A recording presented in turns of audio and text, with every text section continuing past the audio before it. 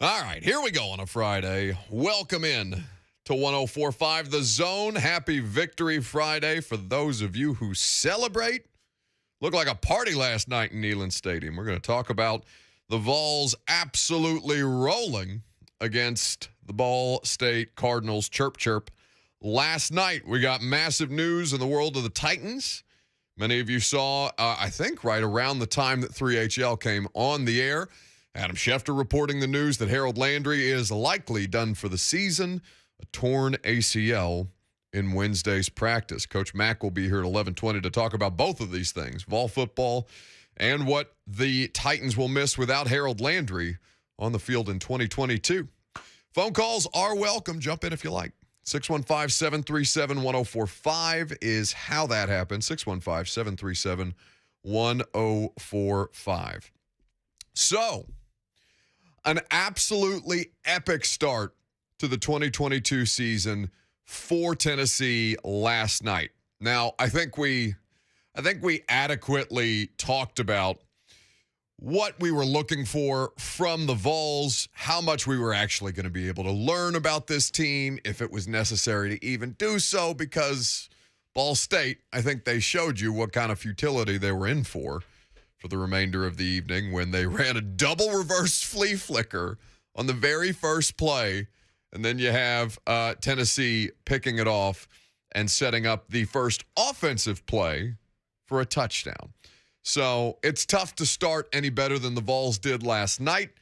Interception on the first play of the game, touchdown on the first offensive play, not just the first offensive possession. Hendon Hooker to Jalen Hyatt. Hendon Hooker was great, as you would expect him to be. There are some things. There's one glaring thing that I took away from my biggest concern about what the University of Tennessee will be up against throughout the course of the season. But for the most part, you got to feel good about what your team did to the poor, lowly Cardinals last night. 23 seconds into the season, an interception, a touchdown. Tennessee off and rolling for another year. Good morning, bud. Good morning. Oh, microphone's not on. How about that? Good morning. Do you not know how to turn on your own microphone? No, my microphone was on. Why can't I hear you? I sure can't hear you. Because the levels are probably down. Okay, well, why don't we work on that, and we'll catch up with Lucas later on. He just threw his headset in disgust. Okay, 615-737-1045. Big weekend of college football coming up as well. But for the University of Tennessee, I thought my biggest takeaway from what they were able to do last night was just the pure comfort level of Hendon Hooker in year two in this offense. You know, some starts and stops are to be expected in any first game of the year. But I think 59-10 in totality, and basically, he played one series into the second half before they put in your beloved Joe Milton last night. Correct. You hear me? Yeah, I can hear you now. We're off to a roaring start, just like Tennessee last night. Don't look at me. I didn't do it. Hi, Brett. Good morning. Okay. Hey, his mic works. Sure does. Oh, that's swell. Yes, Joe Milton they played four quarterbacks last night. Yeah, they did. They sure did. Taven Jackson got in there. Actually, did they play? I think they played five quarterbacks because Navy Schuler got in there. I stopped with Taven Jackson. I jumped ship to the other two fantastic football games, which we'll talk. Well, two of the other great football games. I know there were more football games that were played last night, but really the two other marquee events that you saw between Pittsburgh and West Virginia, then Penn State and Purdue, both having pretty dramatic finishes and hugely competitive throughout. But I thought Hendon Hooker's comfort level was the biggest thing for me offensively. I think that we learned a little more about the left tackle competition. I thought that Cole Kublik was very, very good, kind of diagnosing what he was seeing on the field in real time and kind of what the progression of that might look like moving into the season, as it seems like they're going to let that play out into the season. But Hendon Hooker's comfort level is the thing that I come back to as being the biggest thing that I felt good about watching him kind of just sit back and sling it. Talking about Hooker? Yeah. Yeah, they did exactly what you needed them to do. No, I'm not talking about Milton. Your boy Milton got in there and just absolutely tried to throw a football through the chest of a wide receiver with 0 touch on the ball. Welcome back, Joe. Which I feel bad for him because that was his only incompletion. Like, he was good the rest of the time, but that's the one thing we're going to talk about. And I even think Joe Milton thought it was funny because they looked at him, the camera cuts to him immediately, and he's laughing to himself. Even he had to acknowledge, like, okay, that's just good comedy. I appreciate that he appears to be pretty self-aware, Joe Milton, about his situation. They were talking about this on the broadcast last night, the relationship that Hendon Hooker and Joe Milton have developed throughout the course of their time together, and how much that helps the University of Tennessee just generally, because it is still I would call backup quarterback a point of strength. But Hendon Hooker last night, he extends his streak of games, having thrown a touchdown pass 13 in a row, which is tied with Tony Robinson for second all-time in Vols history, behind Heath Schuler's 18 consecutive games with a touchdown pass thrown, according to ESPN Stats and Information. So thank you to them for that. I don't want to spoil my thing that deeply concerned me about Tennessee, because I know that is what Lucas's SEC stat of the day is largely revolving around. Yes, that is correct. All right, so maybe we'll table that in the meantime. What did we learn though about the depth? Because that was the biggest takeaway. Now, I stayed with it through 3 quarters, and then when I saw that it was just going to continue to be an absolute demolition of Ball State, I moved away to the other 2 games. But what did you feel like you learned anything consequential about the depth on either side of the ball? I think they're still trying to figure out what they have on defense. They played a ton of players early on. It looked like that. I mean, just the first few drives in, you saw 5 linebackers, 3 corners, 3 defensive ends, a couple of Leos, and 4 defensive tackles.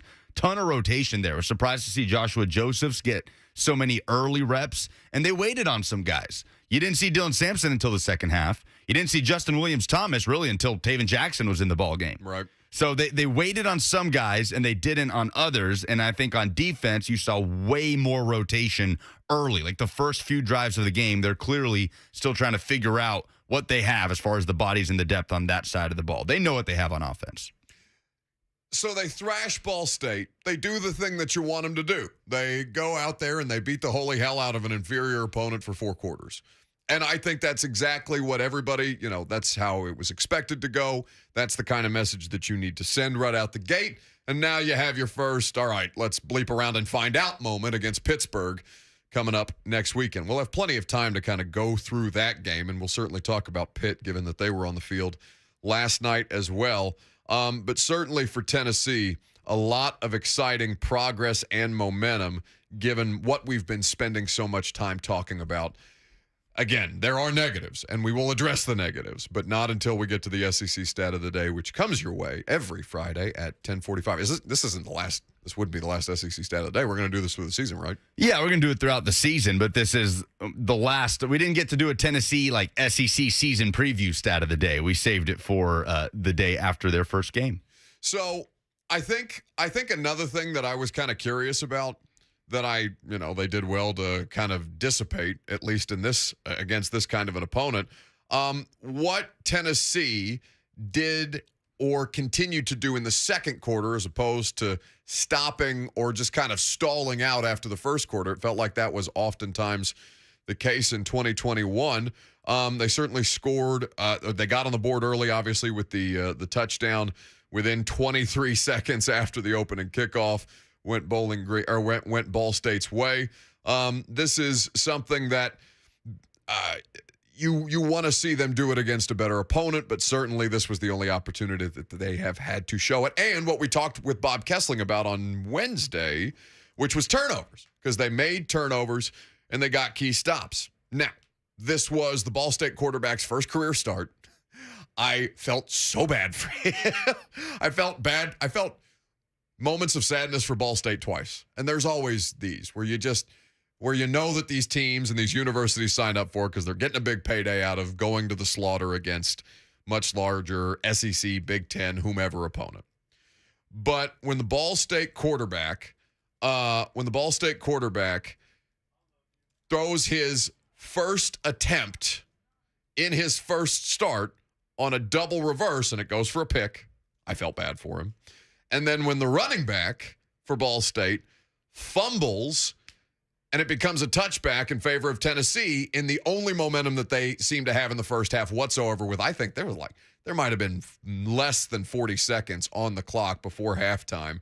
And Ball State, okay, they hit a nice pass down the field. They hit the running back on a screen. The running back is stretching for the pylon, and then all of a sudden it's a fumble out of the back of the end zone. Touchback. Ball's going the other way. No points, and may God have mercy on your soul. I did feel pity in that moment. I did. In that moment, I was like, I wish that was a touchdown. The timeline didn't, man. The timeline wanted Ball State It's Cardinal fair. blood. Absolutely. But you know why? Because that has happened to Tennessee so many times in my lifetime. When you think of Pig Howard overtime against Georgia 2013, you think of Austin Pope against Florida in 2018. That is one of the cruelest plays in football. The fumble out the back of the end zone, the way that it happens, like it did with, I think it was Will Jones of Ball State, the reaching out for the pylon, ball comes loose inches before it and then goes out on the side. Man, that's brutal. 615-737-1045 if you want to react to the Vols' victory over Ball State last night. Ramon Foster, famously of J. Martin Ramon and VFL, is going to be in studio here with us. Coming up next, we're going to talk about Tennessee, areas of concern, the loss of Harold Landry, and a lot more. Stick around. It's 104.5 The Zone.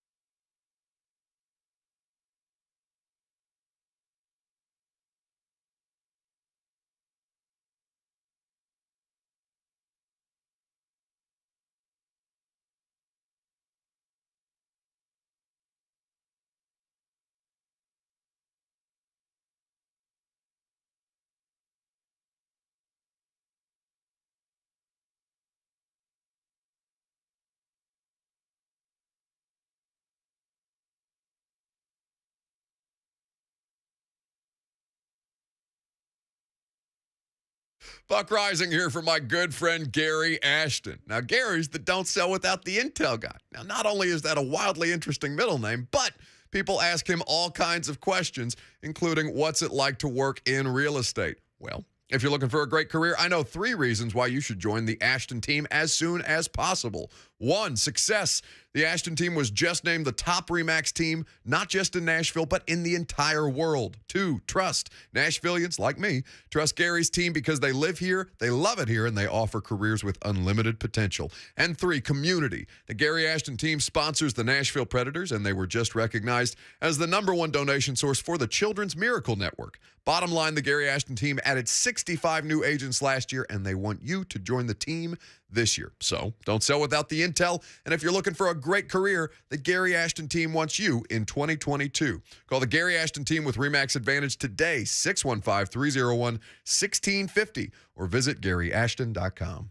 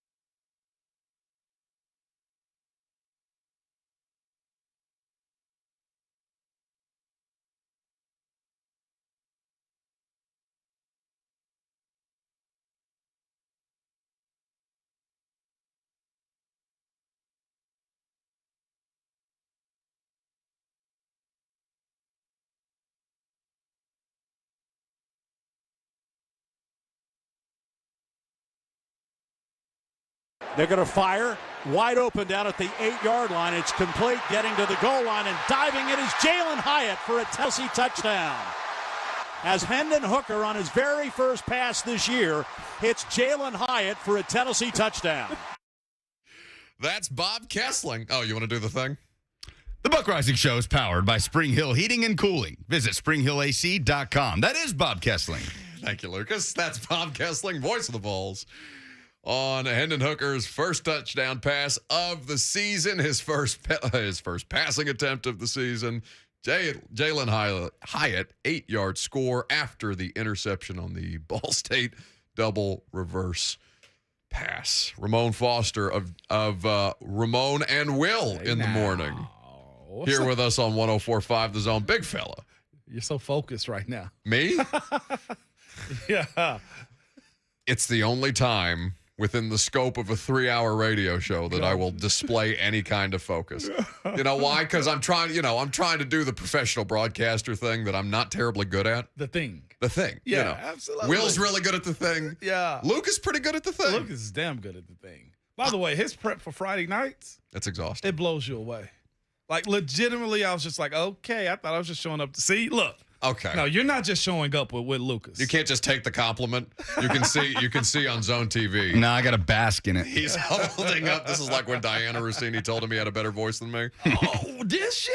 I think she was just doing it. Should we to play piss me that off. audio, Brett?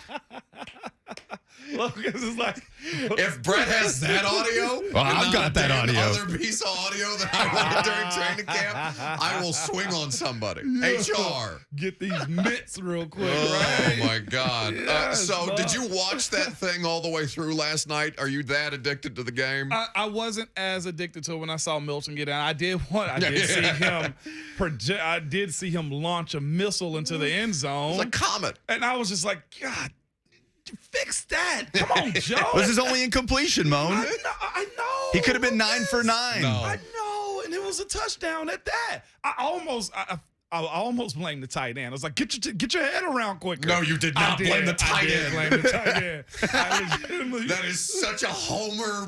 It was. Yeah, call it what it is. But okay, so this is where I was. I was on my back patio, and I was like, I'm in tune to this Pitt game. Because I was actually a sideline watcher of Pitt. Like, I've watched that team. We be practicing. They're literally like 2 fields over from us because we share the facility. So I had a suite in Pittsburgh, so we didn't want to waste those tickets. So we go to the Pitt games and I sit in the back and text the whole time. I have the Tennessee game on. Like, I was at the games. It was something to do. Sure. So I'm lightly invested in them. Plus, next week is big. I got a bet with Rashad Weaver and everything. And I'm just like, I got to know what these dudes going to do. And they look good. So I was watching the Tennessee game from inside the house because of the windows. And I had the Pitt game on outside after, like, the third quarter, though.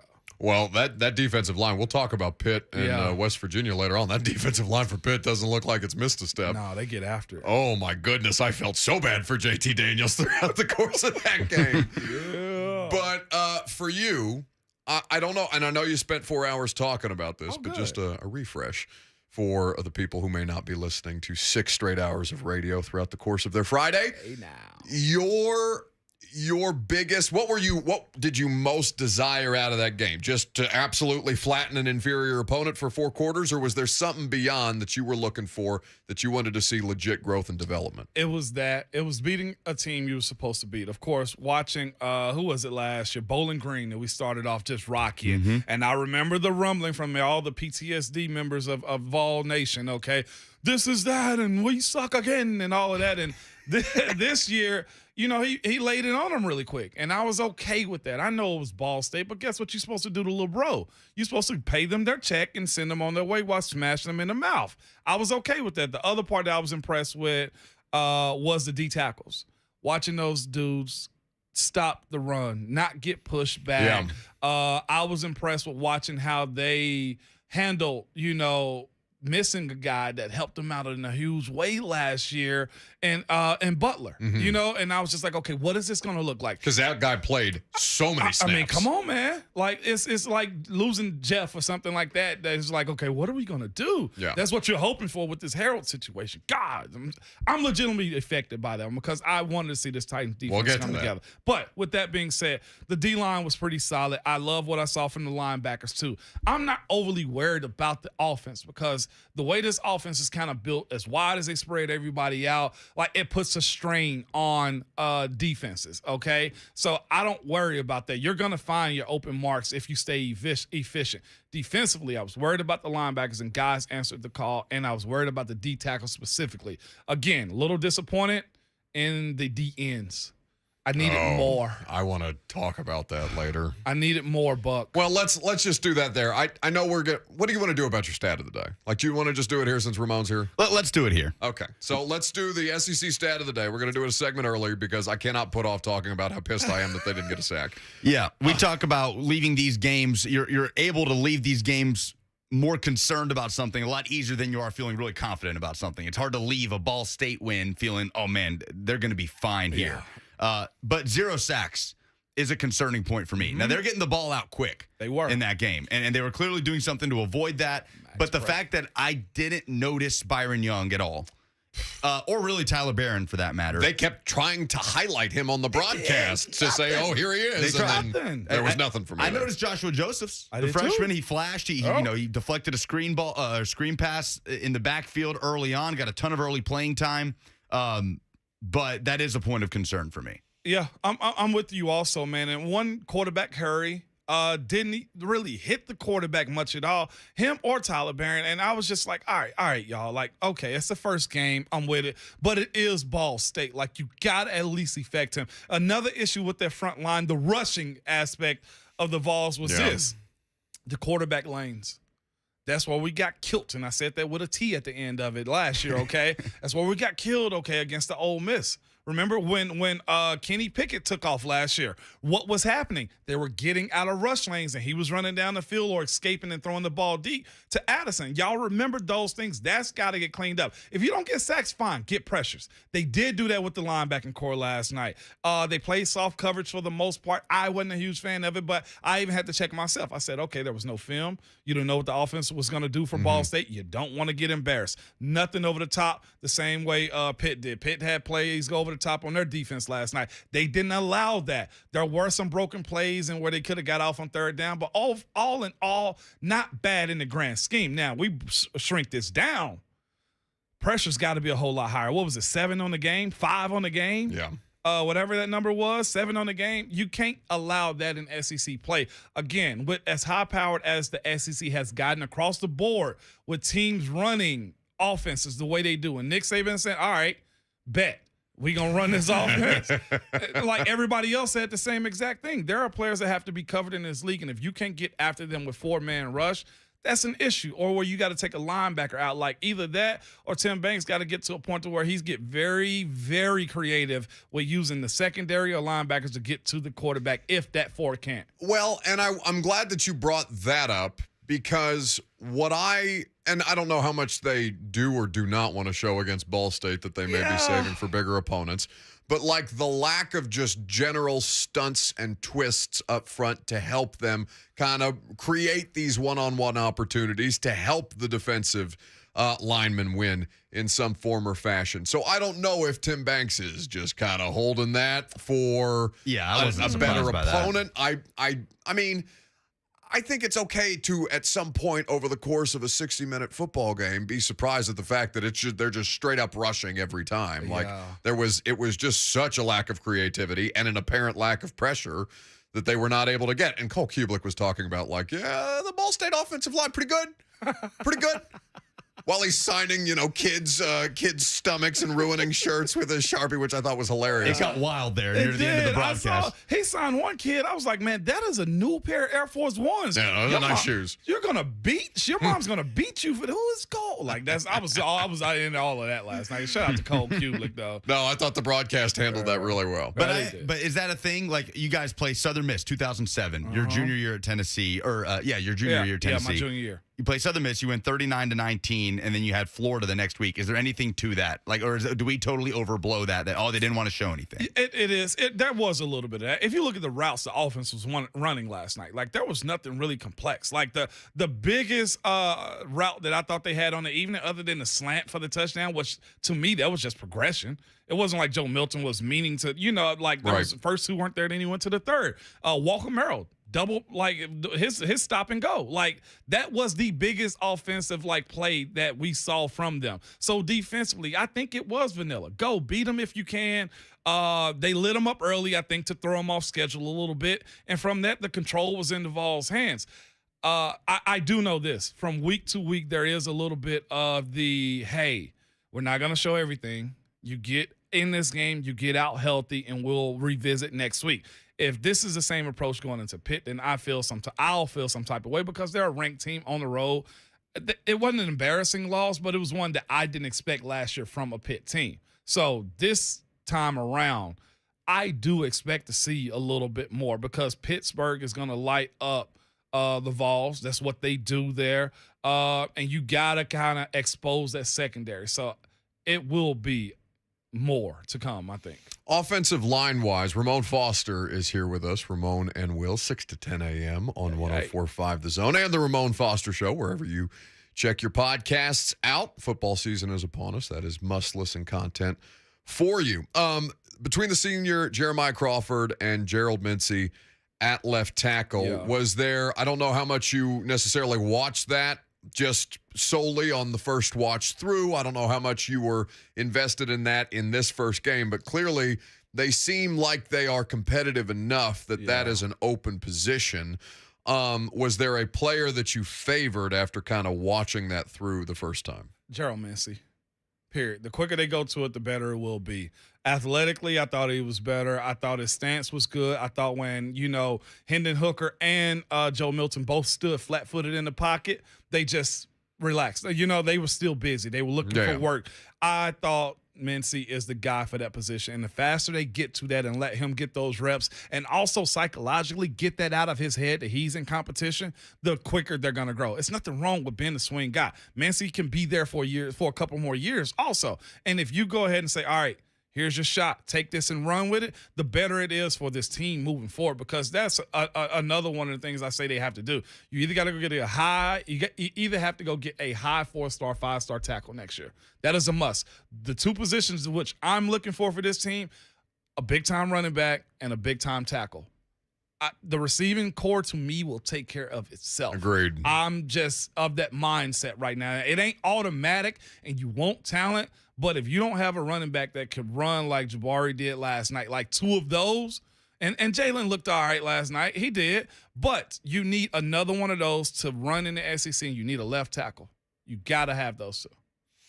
So I'm with Gerald, though, on this one. Gerald won it to me. So if they don't get pressure on Keaton Slovis next week, we all know how that's going to go. I think that is probably the biggest thing, and we're both going to have plenty of opportunities to continue to talk about that game coming up next weekend. But we'll come back around to that later on. Harold Landry, as we pivot to the pros, that is a massive loss for this defense in a multifaceted way. One, because he hasn't missed a game in 3 years. Mm-hmm. Two, because he plays probably just over 94% of the defensive snaps. Guy doesn't come off the field. And because he's their best pure pass rusher. And I mean, that is no disrespect to Bud, but one-on-one, that's where the strength lies. Yep. How big a deal is that to you? Because I looked at that yesterday, and I feel I may have overreacted in the moment. I've settled down a little bit, but I still think it's a consequential loss. It is. Buck is huge. And it's one of those positions that he plays where he's outside, he's inside.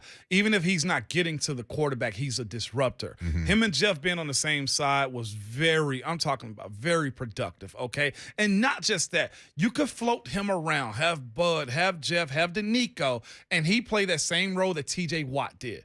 where you're getting that pressure up there. Okay, you don't watch what I do. I'm 260. I'm going right down the middle. I'm flushing you out to my guys. Yeah. That's where Danico ate with his 7 sacks. That's where Bud was able to pressure guys, and there was also where Jeff was able to get one-on-ones. And you got to ask yourself now, look at the roster. And who's going to fill that role, man? The Athletic released an article yesterday where it was ranking the AFC teams or whatever. And I hate doing this type of stuff, but there was a point to be made in where this roster sits and the expectations of where the Titans are going to go. And I think this is just a little bit across the board, except for probably safety and linebacker. Like, if we're being real, it was this statement. I think decisions over the past few years have caught up to them, where they don't have sufficient depth. Like, you feel better if there was a first rounder behind Harold. You feel better if Rashad Weaver wasn't coming off of the ACL. You feel better about depth if Caleb wasn't coming off the ACL and you had a rookie behind him. You feel a little bit better if the wide receivers that you had experience in this offense and knew Ryan Tannehill the way AJ did before. And I know it's a new year, new team, new scheme, all that. Even at the quarterback position, Buck, like, the depth to me is a light issue. And when you look at Harold's situation, you're going to have to put in Rashad, who's coming off the ACL, and probably Ola to fit that role of one person. Yeah. With that being said, what's the production going to look like? Can Ola float like that? Do you want Weaver off the edge like that? Do you fear him? Because that's the other part of it, too. I think Weaver's going to make good growth, but it's also the aspect of we're going to go at you until you prove that to us that we can't. And that's one thing that Harold possessed. You know? And that's where it becomes a little bothersome to me as far as the depth behind him. I don't think it's just Harold, by the way, because it's not lost on me that Danico Autry practiced for the first time Wednesday in a month. Yeah. Like, I don't know that something's going on there, but I know it's enough to have sidelined him for a month. You even had Jim Wyatt kind of look like it's been a long. He put that in his observation. Yeah, and if Jimmy is comfortable enough doing that, I asked Mike about Autry on Wednesday, and he was, we did not at the time know that Harold Landry had torn his ACL in practice that day, and so that explained Mike's miserable mood.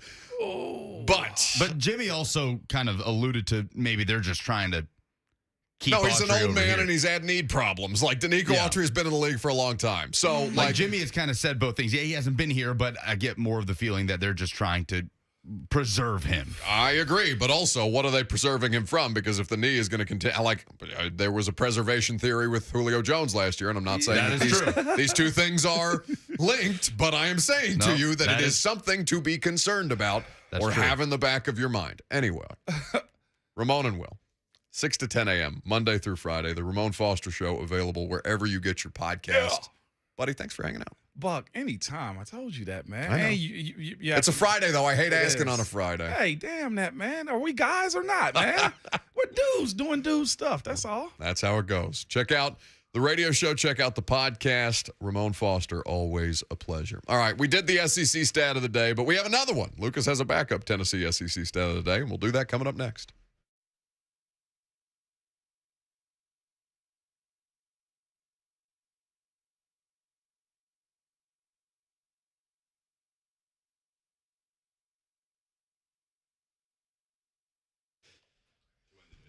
Is the summertime heat causing you to lose your cool? Don't let a broken down or older HVAC unit keep you from being comfortable in your home. Hey, it's Buck Rising, and I have the heating and cooling company that can take care of all of your HVAC needs.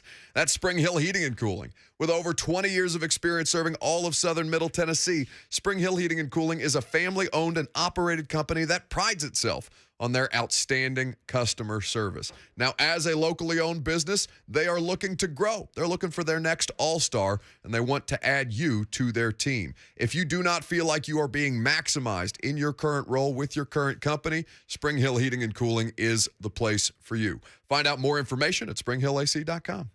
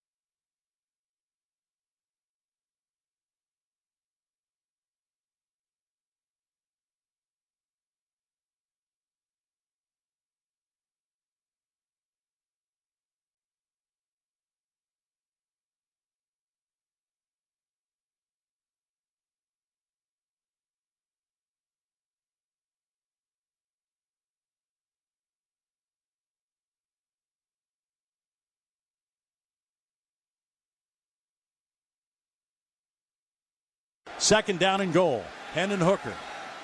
He's going to fake, keep it, dance around the left side, into the checkerboards for his second rushing touchdown of the night. Brilliant fake to Jabari Small. The entire Ball State defensive line converged on him. Hooker then pulled it out, took around the left end, and danced in for the touchdown. And again, Tennessee's offense really clicking. All right, Bob Kessling, Vol Network. Ball State falling to the Tennessee Volunteers at home, 59-10. Hendon Hooker, 18 of 25, 221, and 2 touchdowns through the air. And in the rushing attack, 5 attempts for 12 yards and 2 touchdowns total. Pretty good. Pretty efficient. Touchdown vulture, Hendon Hooker. Look, yeah, I would be kind of pissed if I was the running back in that situation. You make it all the way down to basically what were they, at the 1 on the first one? Yeah. When he took it in? Yeah. No, it's not how it would go. What is worse as a running back, do you think? And I've never played running back, so I wouldn't know. Neither have I. Okay. Well, then we're an excellent sample size for this. What do you think would be worse, though? Losing a touchdown as a running back if you've carried the ball up to the goal line to a fullback or a quarterback? Ooh, that's a good question. I feel like the fullback you're hyped for. Yeah. Like, I feel like the fullback, you're like, all right, this is my guy. Let's get him one. Everyone wants to see the fullback score. The NFL, bleep you fantasy football. My fullback's got to get a touchdown here. Quarterback's going to get his numbers. Like, quarterback's going to get touchdown passes. Quarterback doesn't need an additional rushing touchdown if you are a running back. But SEC stat of the day, Lucas gave his primary one already. No sacks for the University of Tennessee's defense last night against a team that they should have been able to get after the quarterback. Now, excuses are what they are. It is clear and obvious that they were getting rid of the ball as soon as it hit the quarterback in the hands.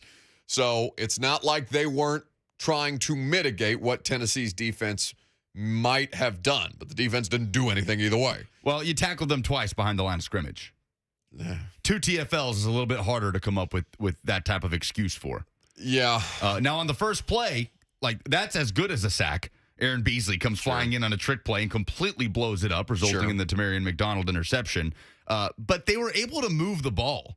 Ball State was. I think it was 343 yards of total offense. So John Paddock's the quarterback for Ball State, his first career start last night. And just because he was making some crazy arm angle throws, like, I came away from that game, even though they were losing. I think at the time I turned it off 45-0. I came away, I was like, I kind of like the Ball State quarterback. He's out here doing it. I respect it. But yeah, I mean, they were chasing the whole time, so they had to throw. I think he had almost 45 attempts. The Ball State QB did.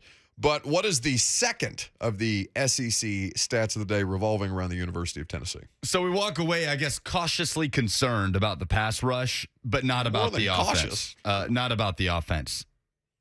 Austin Stanley of A to Z Sports sent me this graphic that 51.25, that is the average points per game for Tennessee's offense in Josh Heupel's 8 wins as the head coach of the Vols. The average points per game for the offense and all of their wins under Heupel, over 51 points per game. Jesus. Last night was the 4th consecutive Tennessee game where they scored 45 or more points. Right. They did exactly what they were unable to do in week 1 last year, which makes sense. It shouldn't be a surprise after a whole season and offseason under Heupel. They came out, they blew out an inferior opponent the way that they were supposed to. You're not worried about the offense by any stretch walking away. Most importantly, they got better as the game went on. The second quarter was better than the first quarter for the offense, which is not something you were able to say at many times, if at all, last season. And I don't care that it's against Ball State. They couldn't do that against Bowling Green last year. So the fact that the offense appeared to get settled in and better as the game went on is a very good thing for this team. I was not able to find last night. Nobody had it available. I guess I probably could have done a little legwork and done the math myself, but I couldn't figure out how many plays per minute they ran last night. I'm not sure. Because I was curious to see if Josh Heupel actually got them to go faster than 2.99, which is what they averaged in 2021. Because as we had spoken to Adam Sparks about yesterday, his objective was to go faster. And I don't know how that's humanly possible. Time of possession was split pretty even. So I don't think that stat would have jumped out as much. They had the ball for 29 minutes, 55 seconds. Yeah, so, I mean, everything that we thought it was going to be, it ended up being outside of the thing that you were, concerned going in about, which is I don't know what to make of their pass rush. Their pass rush is, deeper, as we talked about yesterday. That should help them down the stretch, but deeper does not necessarily mean that they are good. It just means that they are slightly better than they were last year.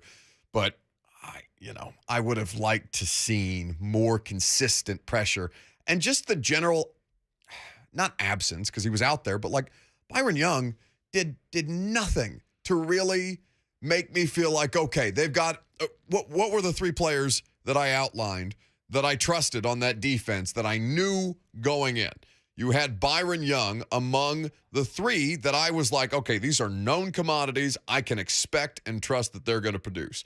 And then the first game of the year against a team like Ball State. Is Ball State in the MAC now, by the way? They have been in the MAC. How long has that been a thing? I think since Blaine Bishop played there. All right, excellent. Blaine was there The last MAC? night. Yes. I don't know why I didn't know that. I thought they were an FCS school for the longest. No. Okay, excellent. So did Blaine enjoy himself? I know I saw Blaine retweeting compliments about being at the game last night. I look forward to talking to Blaine about it today. Okay, excellent. Blaine and Mickey, 1-3. Yeah, but yes, Byron Young with one quarterback hurry on the night. That is his box score. Don't like it. All right. I also is it unfair to not like the fact that the top two tacklers from last night were corners?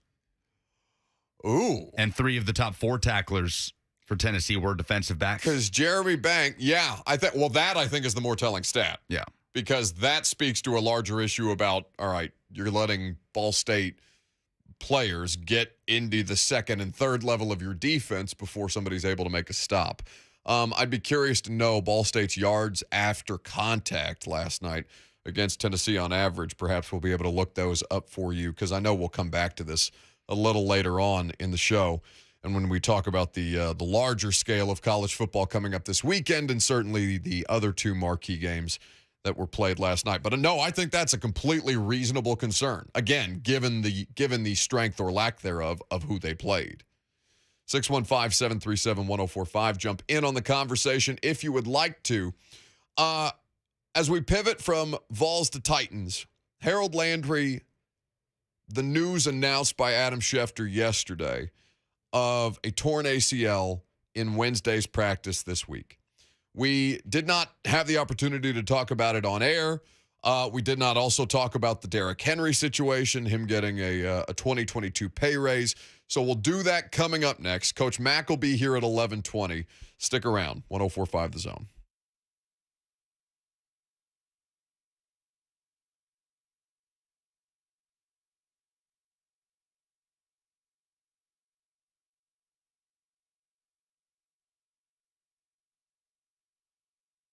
Did you know that getting your testosterone levels checked should be a part of your annual men's routine health?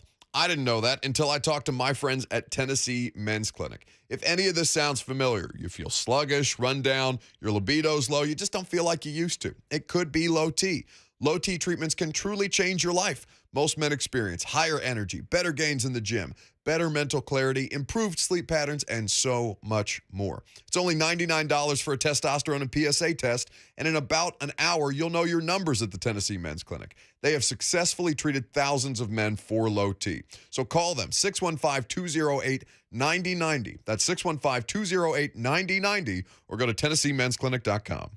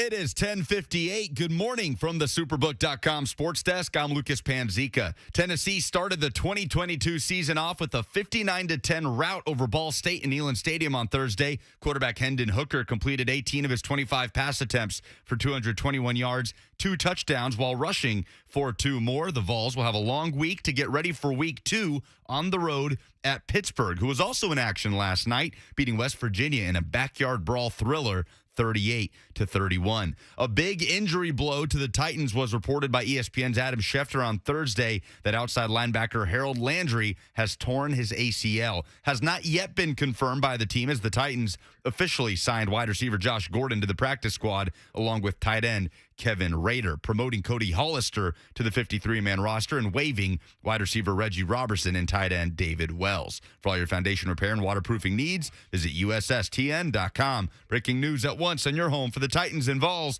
This is 104.5 The Zone.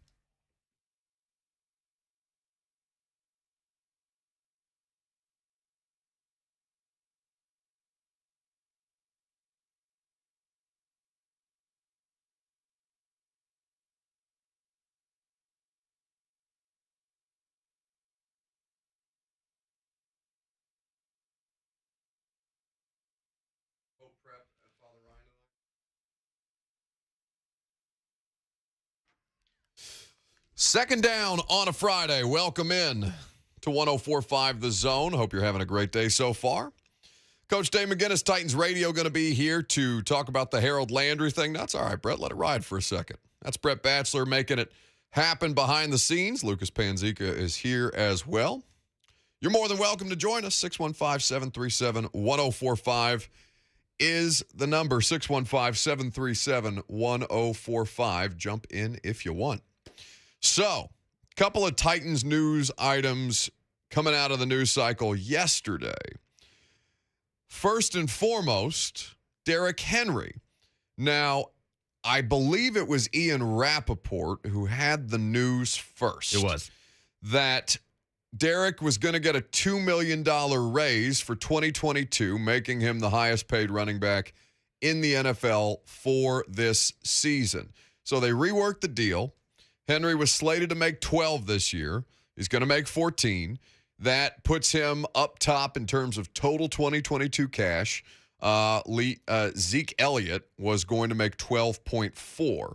So Derrick takes down Zeke by a significant, or leapfrog Zeke by a significant amount.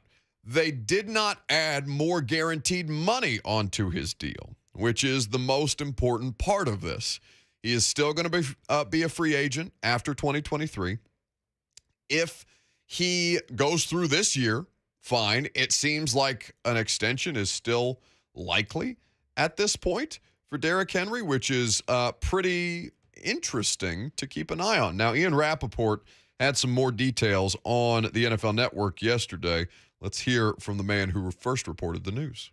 Yeah, a big day for Derrick Henry, the Pro Bowl All-Pro running back for the Tennessee Titans, certainly the most productive player on their team, has just been rewarded in a way you rarely see a team do.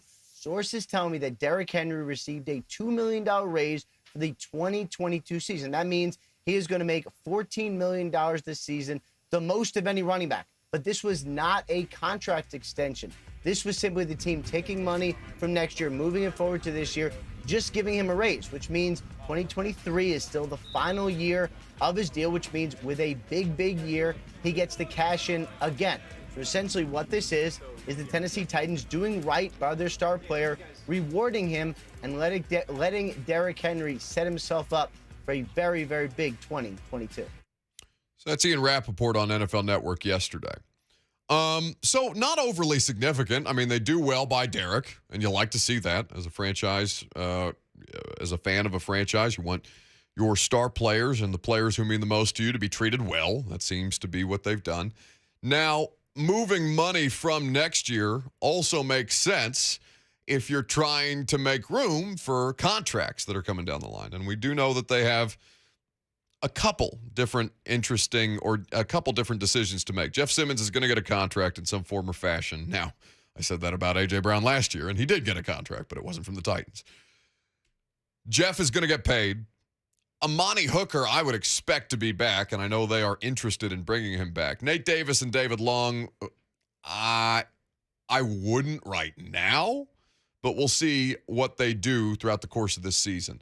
Moving the money around makes the most sense to check those two boxes off, but I think even more to give themselves the flexibility of not necessarily being married to Derek beyond this year, because that, I think, is also a part of the equation. Now, I think it's more likely than not that Derrick Henry finishes out this contract, and I'd be curious to see how that kind of parlays itself into an extension, because he would be a free agent at age 29 after 2023. Right. Yeah. So he is currently he would be 30 years old when he hits free agency. Because Derek, I think, is just slightly younger than me. I'm 29, so I think Derek is currently 28. Yeah, right he turned 28 in January. Okay, so that's fairly recent. Anyway, so he'll be 30 years old by the time this current contract runs out, if he sees the life of the deal, and it's likely that he does, based on what they're doing right now. It is also notable that Hassan Haskins is on the roster as a fourth-round pick and clearly has some ability that may make Derek slightly more expendable than I think a lot of people might be willing to admit. After 2 seasons from now. Correct. Right? Like, I feel like you say that and people will immediately, their heads catch on fire. I want to see what happens this year. I don't, I think Derek looks great in practice, and they took a different approach with him this offseason than even as the workload on the vets under Mike Vrabel is typically lighter, because Mike's not worried about the guys he knows can play. Not worried about Derek week 1. Derek is not doing teamwork. They're sending him over to the sandpit. Like, I think I saw him do team drills twice in training camp, maybe. So I know he's in shape. I know he's conditioned. I know that the foot is healed. I know he looks fine when he plants and cuts. But I don't know what Derek's going to look like in a larger sample size this year. Nobody does. So I think it's fair for me to look at this and say, if he sees the life of the deal, it is likely that he sees the life of the deal. But there is no way for me to project what Derrick Henry is going to be able to do or not do in 2022 as we sit here today. And that doesn't have to do with the foot, right? Nothing to do with the foot. Like, people keep talking about coming off an injury. Like, that was an injury on October 31st last year with a 6 to 10 week timetable. Like, it's almost been a year since then. Let me say this. The injury has nothing to do with what I'm talking about here. Right. I don't care anymore about the broken foot. The broken foot is fine. Clearly, he's fine. I'm talking about the sustainability of what it is that Derek does beyond the injury. I'm not saying that I'm worried about Derrick Henry getting hurt again. I don't know. The dude's made of literal concrete. Like, Derek could continue this for 10 more years and be unlike anything I've ever seen. He almost already is. But I'm just saying, as you work through what the organization is working through and why decisions like this are made, for people who would hear that and lose their damn minds, and I understand that, there has to be there has to be layers, basically, to every decision that you are making if you are carefully planned and thought out as an organization. And I will tell you this about the Titans. What I know of John Robinson is that they always get rid of these guys a year early. Brett Kern a year early. Jarrell Casey a year early. Malcolm Butler a year early. Logan Ryan a year early. These guys that are key contributors and have been important to the franchise, John has shown a willingness to move on before they get to the point where the player's body is physically failing them. Dennis Kelly. Dennis is another one. Now, Dennis, I saw ended up back on the Colts, right? He is back on the Colts. Okay, so it sounds like that was just a roster manipulation situation. Like Logan Ryan, who is back on the Bucs. Sure, but like Logan was out there. I don't think that Logan Ryan is any kind of a star player anymore. Logan Ryan's out there playing in a preseason game, the second preseason game of the year. Dennis, I thought, had some good snaps for Green Bay last year, but I don't think Dennis is clearly and obviously better than like Nick Petit-Frere right now, which has basically been the whole conversation around Titans fans, other than to just bring him back because they love him and they know that he's played good snaps for them previously. And you have the occasional Dennis Kelly touchdown pass highlight that's still floating around out there. Does it feel like they just gave Derrick Henry Brett Kern's money? They didn't, but yes. Yeah. So, hey, we got $2 million lying around. Do you want it? Wait, it's right here. Do you want it? Yeah, I'll take it. Because I made that joke on Twitter. I don't think people understood that I was joking. I probably should have put more context around it because obviously there's more roster manipulation stuff that goes into this if they're taking money from his contract and moving it to a different year. Like that is a reworking of the deal within itself, not, hey, we got $2 million because we cut Brett. Let's give it to you to make the running back happy. But yeah, the optics of it, it looked like they just cut Brett for $2 million and said, all right, Derek, here you go, bud. Slap it down. Found this in the table. couch. So nothing, Derrick Henry continues to be a situation to monitor. This is a part of that storyline. Now, what we're going to get into with Coach Dave McGinnis coming up next is the Harold Landry situation, how much this is going to affect what the Titans like to do defensively. We'll also break down the Vols game with Coach Mack and see if he had the opportunity to watch any of the other college football games that took place last night, because I know Mack likes to chart these things, and certainly it comes up on Coach to Coach with he and Doug Matthews. TCU with a late kick tonight against Colorado. Oh, that's right. Yeah. Should we ask? You think he's fired up for the TCU game? You want to talk some Horned Frogs with Mac? I kind of do. They're different for the first time in a long time. Haven't they? When did they fire? I'm blanking on the name of the coach. Gary Patterson. Gary Patterson. Yeah. Was there forever. Who is now on staff with Steve Sarkisian at Texas, which is just weird to see Patterson in a Texas. Mac was up for that job when they hired Gary Patterson. We talked about that on the Inside Zone podcast where he was a candidate for that job, and he told TCU. That's actually a useful plug that you've just worked in. Yeah, he told TCU, look. Wait. Is this important for them to hear on the podcast? It is. Well, it's a reason to listen to the podcast. Okay, I didn't want you to give the whole thing away if you want. Oh, there is so much more from that podcast that Coach Max talks about. But he told them, I'm in line for some other head coaching jobs. I don't want to string you along here with this job because I want to coach in the NFL. And then when they hired Gary Patterson. Okay, well, we'll talk to Coach Dave McGinnis of Titans Radio coming up next.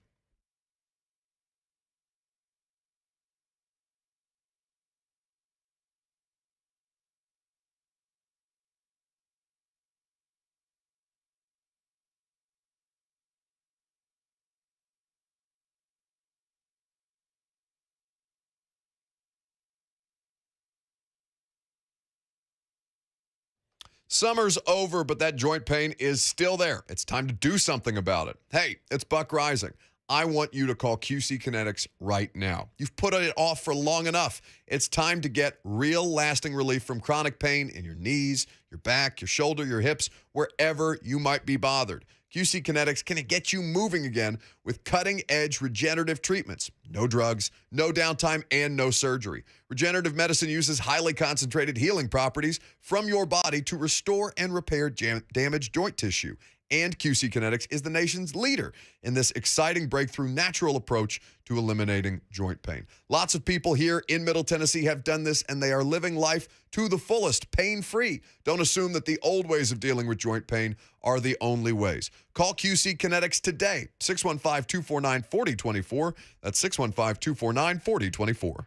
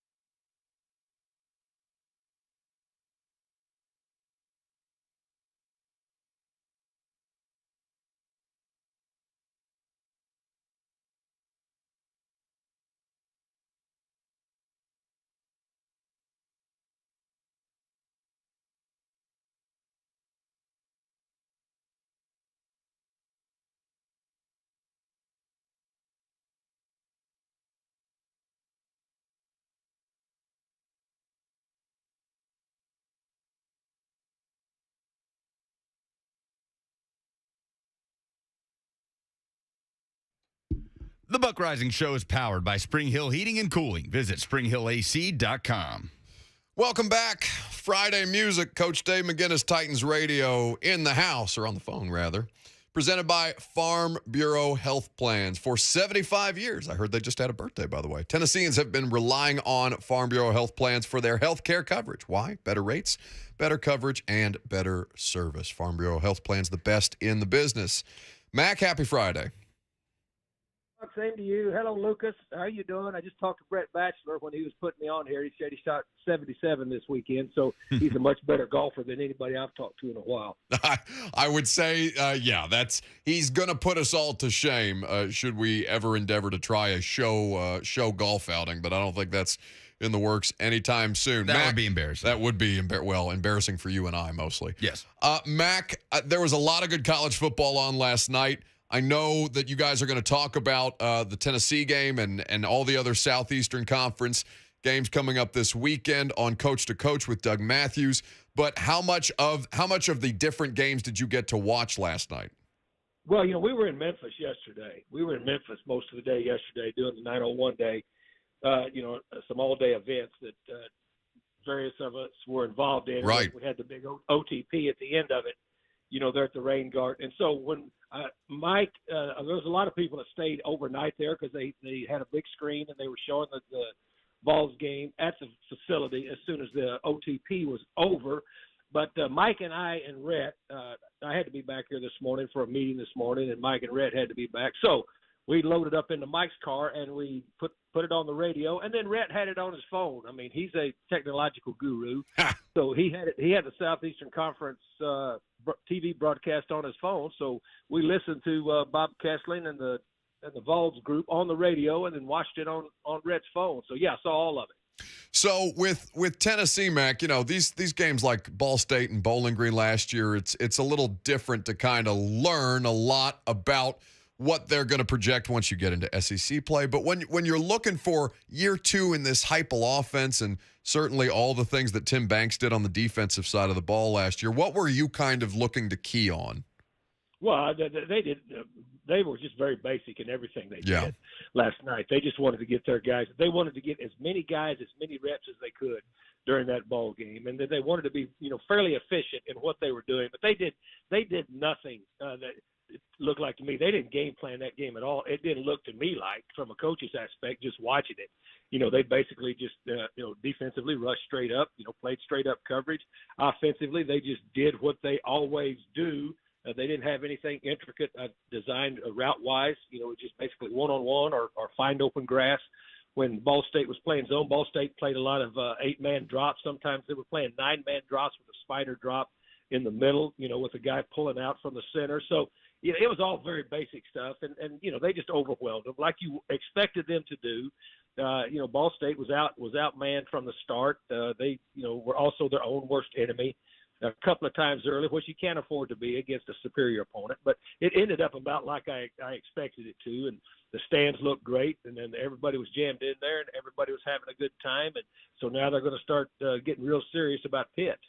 Well, and as a coaching staff, I mean, that's the kind of message that you want your team to send in week one, especially heading into a game like Pittsburgh. It's going to be competitive. That, obviously Pittsburgh and West Virginia was so much fun last night as well, but those are clearly two teams that showed that they could push one another, and Pitt, I think, is going to be certainly stiffer competition than Ball State showed to be. But as a coaching staff, isn't that kind of the message that you want to establish heading into a game like next week? You wanted to, you wanted to get your base stuff done that you'd worked on all through training camp, and then you wanted to be able to have the score separated early enough, which it clearly was, that you could play a lot of people. Yeah, and that's what they did. They went through a lot of people. That second offensive line was in there, pretty early. And I think they worked through technically 5 quarterbacks. I think 3 really played, but they technically circled through 5 quarterbacks. You just wanted everybody to get a chance to play because, with the way the rules are in collegiate football, you can still play a number of games and still save your redshirt year. So they wanted to put some people out there to play. You want to play your starters, let them get a little bit into the flow of it, But as far as game planning, doing anything intricately, that they're and I am sure. Again, I have Doug Matthews gets to watch practice, but he doesn't tell me what goes on at their practice because that's why he gets to watch it, because you get to see things you can't talk about. Right. But I was pretty sure that I just know that in my experience of doing things like this when I was coaching, in college football, if we were playing somebody we thought we pretty much had a big-time advantage over, we'd start working on that next opponent that we were pretty even with sometimes. So I'm sure all of that's going on. Coach Dave McGinnis of Titans Radio is here, as he is every Friday with us, presented by Farm Bureau Health Plans. Better rates, better coverage, and better service. Mac, for the loss of Harold Landry, they're going to play the Giants either way in 9 days from now. There's going to be a football game played. There are going to be players out there. Harold's not going to be one of them, it sounds like, based on the reports. This is significant for a variety of reasons, but I just want, from your standpoint, to articulate for the audience how much beyond just rushing the passer Harold does for this defense. Well, like I said, I've seen the reports. I haven't seen anything official from the Titans yet. That's true. But, yeah. And so, again, I'm always – look, I've been in this too long. You keep your powder dry until it's time to light it. But anyway, look, Harold Landry has progressively increased his viability as a National Football League player every year that he's played. And he's become the consummate all-around player. I mean, he plays the run. He drops into coverage. He can line up in multiple spots. He rushes the passer. He's gotten significantly better every year at alternate moves, at doing those types of things since he's been drafted.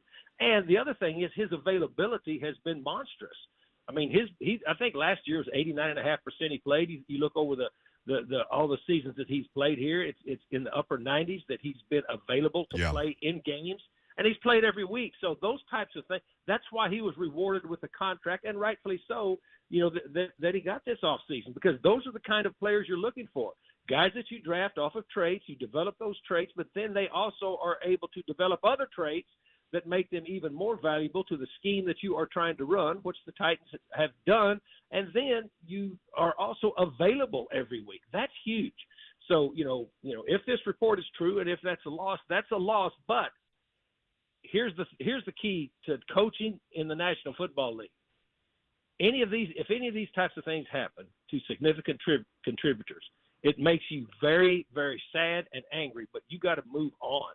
Because you said if this is true with his knee, that he's not available this week, well, guess what? He won't be available all year. So you've got to start making alternate plans. And the alternate plans that you make for the first game may not be the plans that you make moving forward, for a lot of different reasons and some procedural reasons, according to contracts with veterans that you can sign after the first week. Be all that as it may, all right? Regardless of any of those things, Buck, you've got to have a plan in place because you're going to play this week, because as much as it affects you and it affects when you're involved with this team personally, let me tell you how much it affects your opponents you're going to play. None. Mm-hmm. Zero. They're really happy about it. Coach Dave McGinnis is here with us, and it is, as Mac mentioned, it's important to point out that the Titans did make a bunch of transactional moves yesterday after that report from Adam Schefter came out regarding Harold Landry and a torn ACL, reportedly, that was not a part of the Titans' transactions, and there have not been any official that would have done anything with Harold Landry either way, so something to keep an eye on and keep in mind. Ola Adaney, though, Mac, and Rashad Weaver, we've seen and talked about a great deal throughout the course of the preseason. Ola, though, I think from being a core special teams player to developing into somebody who found a role for himself last year within the defense because of injury, I think that he has shown that he is able to operate within this system, and it's clear the coaching staff likes him a lot. Yeah, well, I mean, he's a player that's been developing. And again, as I say, and I put all this with a caveat with this conversation, if this is indeed true, it's going to take more than one player to replace, just the consistency that Harold Landry has shown, because that's significant, and so it's going to take, several players. It's not just going to be on one person, and it's not going to be just one way. And as I said, as a coaching staff, that's what you do. That's what you do. You figure out ways to work around things that happen to be obstacles, whether they come up at the first of the season, at the middle of the season, at the end of the season. Last year they worked through obstacles with 91 different players. That's just the life you live as a professional coach and a professional personnel department in the National Football League. But yeah, Ola would probably be part of the process, as I would think Rashad Weaver would be. But it's going to take look, first of all, guys that are able to participate that regularly, that's why they're rewarded with contracts, because availability is huge in the National Football League, and that's what he's displayed, since his time here with the Titans. It's been some time since they cut the roster down earlier in the week, and it's not a final roster, as I like to remind people. It's just an initial roster. Things are going to continue to be fluid as they work through whatever it is that they need to work through on the personnel side of things. But, Mac, the wide receivers jumped out to me initially, not just because Dez Fitzpatrick did not again make the active 53, but that Cody Hollister was one of the moves that they did to bring him back up from the practice squad after they put Racy on IR. Now, as a coaching staff, you're going to know certain things about personnel that none of us have access to necessarily, or at least on the outside, because we're not in the meeting rooms. We don't know everything there is to know about these players. But from your standpoint, when you see a guy like Hollister, who's been with this team for a while, and come up on the 53 when a move like that is made, what does it tell you about what the coaching staff thinks of him in that spot? Well, they clearly have some trust in him, in a lot of different areas, and special teams being a big part of it. But also, you don't stay around that long with a coaching staff unless they believe there's some way that you are able to help them. And clearly, now once you're activated to the 53, Buck, and I mean, I know you know this, but this is for our listeners, doesn't necessarily mean you're active on game day. Right. It just means that you're on the 53, but it is significant in the fact that there is some sort of trust factor there in a lot of different areas when they make that move with Hollister to move him up when there's a spot. And so, as you said, and I'm glad you said it, we don't know even half as much about these players as these coaches do. So you've got to trust their judgment in it, because they're making judgments based on what they think is best going to help them win games, which when you're an NFL football coach, let me just tell you, that's really important. Coach Dave McGinnis with us on 104.5 The Zone. Going back to the edge group, Mac, David Anini was somebody who made the practice squad this time around with this team. He obviously showed them effort throughout the course of the preseason. What have you made of the undrafted rookie so far through what you've seen from him in training camp and through the 3 preseason games that he played in? Well, I think you said a great thing. He's shown a lot of effort consistently. Now, there's a lot, to his game that has to be clearly refined, and there's there's a lot of growing up that he's going to have to do. But the fact they thought enough of him to put him on that 16-man practice squad says something for him. And I think what you said is the biggest thing is he has shown consistent effort when he was out there. Now, you have to keep in mind also, you can only judge those guys in the preseason games on who they play against, right? And so you've got to keep that in mind. But effort, you can judge effort against anybody that you play against, and his was very, very good, I think, just from the time that he stepped on campus up there at Ascension St. Thomas. And so if he continues with that and then continues to develop his technical skills and what they're going to ask him to do, I haven't seen him drop any yet. I haven't seen him do a lot of things that you would be asked to do within a sophisticated defensive system on a game day. But the effort part of it, that part of it has been consistent, and that's a real good way to start, and that's why he's still here. Where are you watching the TCU game tonight? I'm going to be right here. I've got a big screen TV about 177 inches. I'm going to watch something. Oh, my God. Matt. I'm gonna. Yeah, I told him, look, this wall, I don't want a wall. I just want a TV. Anyway, I will be watching the Frogs and the Buffaloes every second. I will watch the Frogs and the Buffaloes. You can believe that. You're damn well better for 177-inch television on your wall. Mac, I don't think I have a wall that size. I can get you on. Sure as hell. Coach Dave McGinnis, Titans Radio. Mac, enjoy the game tonight. Enjoy any time that you get this weekend to kind of kick back before we get up and rolling next week. Titans Radio, Titans and Giants, 3:25 kickoff on Sunday, September 11th from Nissan Stadium. Thank you, buddy. See you guys. Always enjoy talking to you. See you. It's Coach Dave McGinnis. What the hell do you do with 177-inch television. I mean, Coach Mack lives in East Nashville, right? There's not houses that size in East Nashville. I live in East Nashville. I think I need to hit up Coach Mack. Start hanging Coach, out. Can I come over? Instead of these dive bars you've been slumming around in, go to Coach Mack's house, watch a game. Good God. Catch every single pixel of that game. All right. So, and I understand, just to focus on Tyler Dial on YouTube says Coach Mack's got a movie theater screen for a TV. Literally, like, do they make televisions that size? Or is it like, because I know Slay has one of these wall-sized 4-screen setups that all meld into one picture, right? Like, I've seen that done before. But they can't. Are you looking this up on Amazon? I'm looking up how big a movie theater screen is. It's about 45 to 65 feet wide and as tall as 30 feet. So maybe it's not quite that big. I don't know, man. He seemed very serious about it. I mean, I guess if you're Mac and you're breaking down tape as often as you are, maybe your eyes start to get a little worse the older you get. Maybe you want a little bigger picture. He just said, no, bleep it. Give me the wall. No, I don't think it's about needing a bigger picture for eyesight. I think it's about, I don't want a wall. I want a television. It's just fantastic. So, yeah, TCU plays Colorado, as Lucas mentioned earlier. TCU at Colorado, 9 p.m. tonight. Coach Mack, of course, one of the notable alumni. So let's go back through some of the stuff that Mack talked about, because I think there's a couple important points that I want to address. He is correct in being cautious as a head coach to talk around the Harold situation, because he is also accurate in saying that the team has not made an official transaction with Harold yet. That report, I think, came out. What time did Schefter tweet that? That was like... It was in the second hour of Blaine and Mickey yesterday. Right, because I was just getting 2 o'clock. ready to tape with Cosell.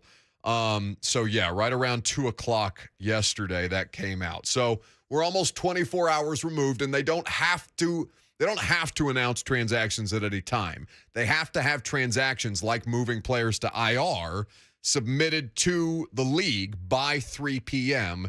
close of business, 3 p.m. Central Time, 4 p.m. Eastern for close of business for the league to get these things processed. 2:12 was the time. Thank you, Brett. 2:12 yesterday. Very, very specific. See, that's good producing. Hearing footsteps. I guess. So just, it doesn't mean that Harold's not done and that Adam Schefter is inaccurate on these things. It just means that the team hasn't made it as definitive as we all have just yet. So, the depth behind Harold, because I've been going back and forth on this for a minute. Rashad Weaver is fine. I don't know what he is as a pro. I don't think he's a finished product. I think there are some things that you obviously like about his game. I like his personality a lot. I don't know how that translates to replacing a Pro Bowl caliber defensive end who is clearly at the top of his profession. That is Harold last year. Now, it took some time for Harold to get there. Doesn't mean that Weaver can't be a good player Harold was a second-round pick. Should have been a first-round pick. Early second. Injuries in the draft process. In fact, they ended up trading up to get Harold because he had dropped so far in that 2018 class within the second round to pick him up. Weaver is a fifth-round pick out of Pittsburgh and does not have the athletic high-end potential that Harold did coming out of the process. Thought it was a fourth-rounder for Weaver. Fact check me on that, fourth or fifth. Either way, day 3. Yeah. So looking at Weaver, Ola, they're on the active roster. Lucas is correct, fourth-round pick. I'm very happy for you. Thank you. Thank you for that correction. And then Anini on the practice squad, and an incomplete process so far, because what they have right now is not necessarily what they'll roll into week 1 with New York with.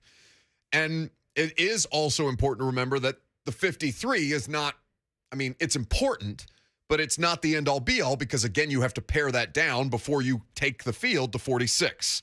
The active game day roster is 46 as opposed to 53. So, all those things being said, I think that they are going to continue to pursue other options. What that looks like, I don't know just yet, but I don't expect them to be done and to roll with what they have.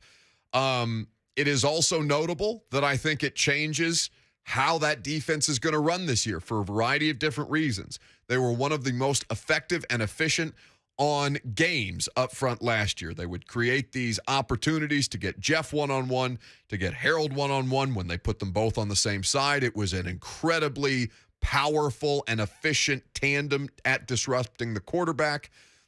Autry is also a factor in this because, again, as we talked about with Ramon Foster in the first hour, I don't know what the deal is there. All I know is that I am concerned about a player at Danico's age that has already had knee issues that bogged him down a little bit last year, missing a full month of training camp and practicing for the first time on Wednesday. Now, that's a lot of doom and gloom because I saw my entire timeline going through it yesterday. I saw people tweeting about how they got the news or the notification on their phone, their Apple Watch, whatever, and were immediately made sick to their stomach. I saw a funny tweet, and I want to read it exactly to give proper credit to the person who tweeted this. I don't know if I'm going to be able to find it in time, but basically the genesis of the tweet was, that checks out that Harold Landry would have tore his ACL. It's been too long since Titans fans experienced a kick to the groin.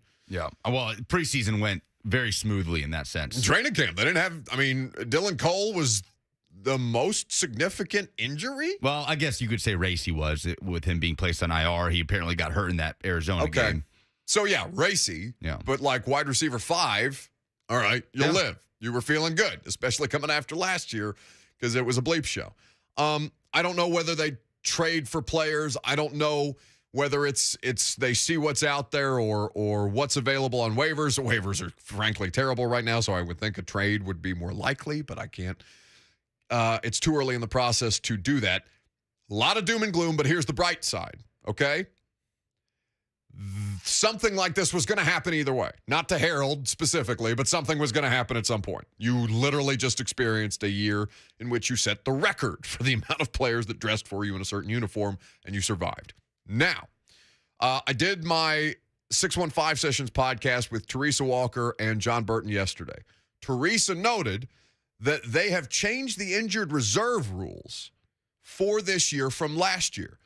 So the Titans can't bring back, I think they had like 26 dudes that they brought back from IR last year that ended up being able to play again. They have limited that number, and I need to find the specific number, but they have pared that number down to where it's capped this year. I think it's less than 10. So you're talking about a drastically different approach that allowed the Titans to continue to compete throughout the course of the year because they could put these guys on, Julio, AJ, Fulton, whomever, and bring them back. You could just shelf guys. You could just stash them. Yeah. Just stash them and not worry about it. Any team had this at their disposal.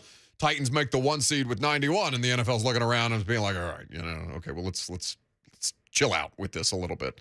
There's not if you die the first time, you shouldn't be able to necessarily be able to die the second time, come back and still make the 1 seed. So I need the specific number on that, and I will work during the commercial break to find that cap number for you on players who can return from IR. I think that if you're going to have something like this happen, it's better for it to happen Wednesday than next week.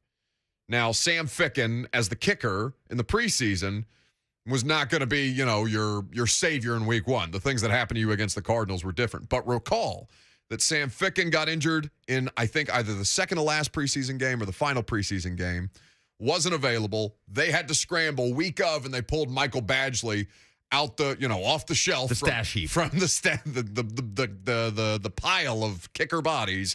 They just grabbed one, went into Arizona. I'm pretty sure he missed his only field goal attempt, and he missed an extra point. They cut him immediately after that game. That is correct. Now it ended up resulting in Randy Bullock, the savior, but you would prefer to have a situation like Harold happen now as opposed to week of the game. We will see how these things continue to progress. 615-737-1045 is how you jump in. We did not talk about the other 2 games or the 2 marquee games that were played last night outside of Tennessee. The backyard brawl, absolutely electric. Penn State and Purdue, also a fantastic college football opportunity, and some really big games coming up this weekend that we're going to talk about next.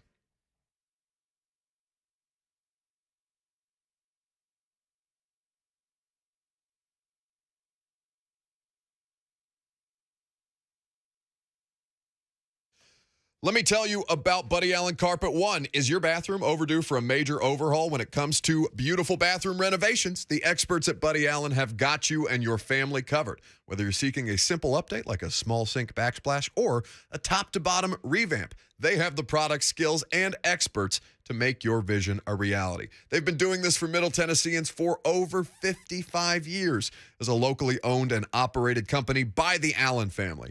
Zach, Jenna, Judson, they're in the store every day, and they will be there to greet you and work with you through the entire process from start to post-installation. Buddy Allen Carpet One, located at 2405 Lebanon Pike in Donaldson, or online at buddyallencarpet1.com.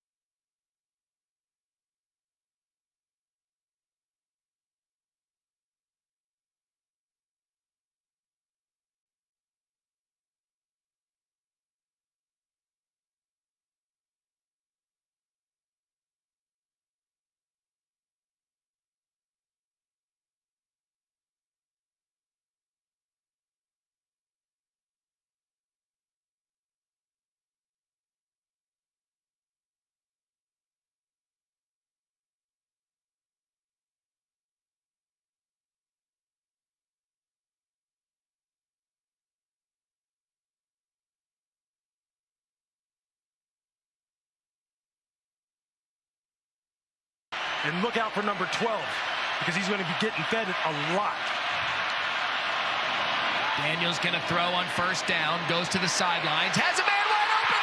It's tipped and picked off. MJ Devonshire's got base. He's going to take it to the end zone. Pittsburgh takes the lead. You have got to be kidding me. It was wild. Backyard brawl. Pittsburgh and West Virginia. Pitt getting the better of it. 38-31. The dramatics. Goodness gracious. What a time. Matt Berry and Louis Riddick on the call for ESPN. Now, this was an absolutely electric game. One of two that I was able to watch, the Tennessee game and Ball State. Obviously, a great result for Vols fans, but on an interest level, yeah, okay.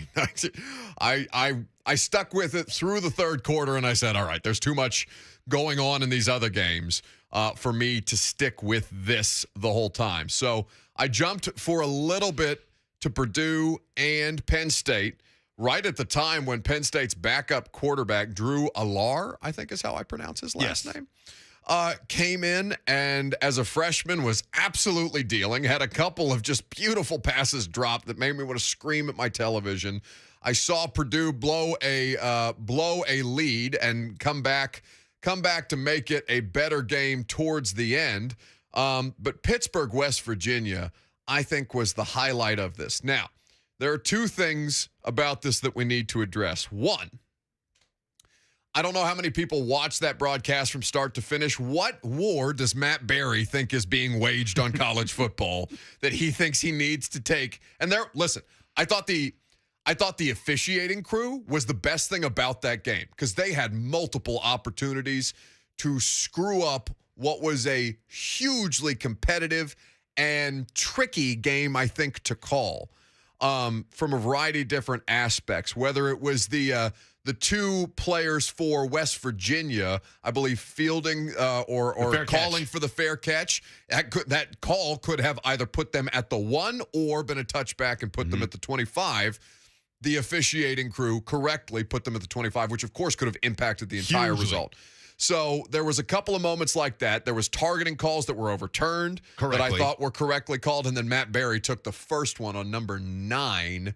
I can't remember number 9's name for West Virginia, but basically Matt Berry was like, oh, cheers to you, college football fans. If you're a fan of somebody who just wants them to go out there and play football and, you know, railing on and about the targeting stuff and all these things, like, Matt Berry, shut up and call the game. Shut up and call the game. West Virginia head coach Neil Brown was very frustrated after the game with the media. In his press conference, he said, don't ask me, this is Ross Dellinger, put this quote out there, don't ask me what targeting is. Don't ask me what a catch is, because I don't know. Well, Coach Brown, what targeting is not what happened to your football team, and what a catch is not what happened at the end of that game. So I hope that clears things up. So if you are on the losing end, I could understand how that would be, you know, how you would come into the post game immediately after and be a little tight. All right. So just watch the replay. I'm gonna forget. Well, but here's the thing. He doesn't necessarily have, he has access to the replay on the Jumbotron. Yeah. But, like, I have the same principle with this coach. What's the coach's name? Neil Brown, former head coach at Troy. Neil Brown. So I have the same stance with Neil Brown that I do with Mike Vrabel, for example. Mike is always way better the game recap press conference the day after as opposed to the immediate post game. Because we've got angles on things that he can't see in real time. So I always grade those immediate post-game press conferences on that curve, right or wrong. Why, the second thing that needs to be addressed, why are you so hell-bent on talking about this game for the purposes of telling me why I'm loud wrong about something? Yeah, I'd like to call you out on something. Please do. I see you're right there with us with all the action last night. You're enjoying the craziness of college football on a Thursday night. I saw you tweet, strung out college football, greater than sign, greater than sign, greater than sign. Yeah. But this is why you're wrong about college football. You're wrong about always saying how you just want to see the biggest teams with the biggest players that are contending for championships. Because last night was peak college football, and those teams might end up in the Cheez-It Bowl. You can't have it both ways. You can't be out there enjoying the strung-out, crazy nature of college football with us and then turn around during conference realignment and say, no, I love this. I don't care about West Virginia playing Texas Tech. I just want to watch USC and Michigan play for championships in the Big Ten. That's a fair call out by you. You think you've gotten me. Did you have fun last night? I had fun last night. Let me tell you why I had fun last night. Now, there is something that normally happens in the middle of my Thursday evening that I did not have to do last night. I did not have to do, or I did not host primetime because the Vols played, and A to Z had halftime and post-game reaction with Charlie Burris and Jonathan Crompton. So I got that full effect. I don't ever get Thursday Night Football that way. Now, listen, it's not like the primetime show is a lot of fun, and sometimes I'll watch the games while I do primetime, but I'm obviously not paying attention to every snap while I'm talking about whatever happened to the Titans that day, typically. So that was a mitigating circumstance that allowed me to enjoy the backyard brawl, that I don't care if it hasn't been played in 11 years. I care about what I'm watching now. Stop telling me, Matt Berry. I have big problems with Matt Berry, apparently. I would love, Matt's really, really good on college football. He's one of the smarter people, I think, employed nationwide about college football. He also drove me insane yesterday. I would love the opportunity to talk to him. No, but don't write off the fact that it hasn't been played in 11 years. That absolutely added to the environment. Sure. No. Think about what Texas and Texas A&M is going to look like when they play for the first time in a decade when Texas is in the SEC. It's going to be great. Point being, I can still be the position of I am just there for big games, best talent, biggest stage 95% of the time. But on the first weekend of college football, when I have the night off on primetime, I get to sink into that a little bit. I get to have it both ways. Yeah, but last night was why college football was beautiful, not when Michigan and Ohio State play for the division title to decide whoever's going to win the Big Ten. Like after that game, I flipped back to Penn State Purdue just in time to see a 75-yard pick six from an atrocity of a throw from Sean Clifford, followed by a cut to the sideline of the same Purdue player that picked it off, puking his guts out. It was perfect. It was perfect. No, Pete, college football. What game? The highlight of the punter. What game was it? South Carolina State UCF. South Carolina UCF. State UCF. I think it was UCF. So the UCF punt team, because I saw this in the middle of the Tennessee game. So the UCF punter takes the snap. South Carolina State punter. Thank you for the correction, Brett. Okay, I thought it was UCF. So I just saw the highlight going around of a punter who looked like he was going to take off and run for the first down, got scared, made it clearly and obviously past the line of scrimmage, and then tried to punt the football. It was 12 yards past the line of scrimmage. Sir, that is peak college football, not what I watched last night. And UCF and South Carolina State. No, I know. I'm with you. This is what we talk about when and nobody's saying college football is, I don't know, dying. I don't think anybody has that take. It'll always be great, but this is why we talk about conference realignment as being damaging to the foundation of the sport, because you lose some of that, of some of the beauty, the perfection and grace that we saw last night. The perfect imperfections of college football were on full display. I believe we have that audio courtesy of ESPN. Time on this opening drive has gotten off the field. Would not anticipate a fake punt on 4th and 19. But I would be wrong, and there is some room. Dyson punted it late, but from well across the line of scrimmage. If you're confused watching, so are we. That's definitely illegal kicking, and it looks like he almost could have picked it up if he would have just kept running. He had a chance. So, yeah, I think that was just a young player making a mistake. He saw that a defender was close to him and decided to just let it go and punt it. Do you think that was called a fake punt, or do you think he just saw an opening and his eyes got big and he just started running? I think he didn't know what to think. I think he got scared and just completely lost his bearings, lost his surroundings. So realized, I can make a play here. I can be the hero. Punter can be the hero. Beautiful. Wait, there is a 230-pound linebacker screaming down at me. He is going to take my head off. Oh, dear God. Punt. Get rid of it, get rid of it, get rid of it. Punt. Hey, it was 4th and 19. He was 4 yards away from picking up the first down. And then, if you didn't see, later in the game, he did another swing out and then got the punt blocked. UCF scored on the block punt. Oh, my God. Get this guy out of here. Loser of the weekend. No, not poor guy. is terrible. That, to me, is peak college football. Damn right. All right. Well, let's talk about a beautiful night setting up for a big weekend in the sport, in the college game. We'll also circle around to what the Titans need to do to move forward without Harold Landry. Final hour coming up next.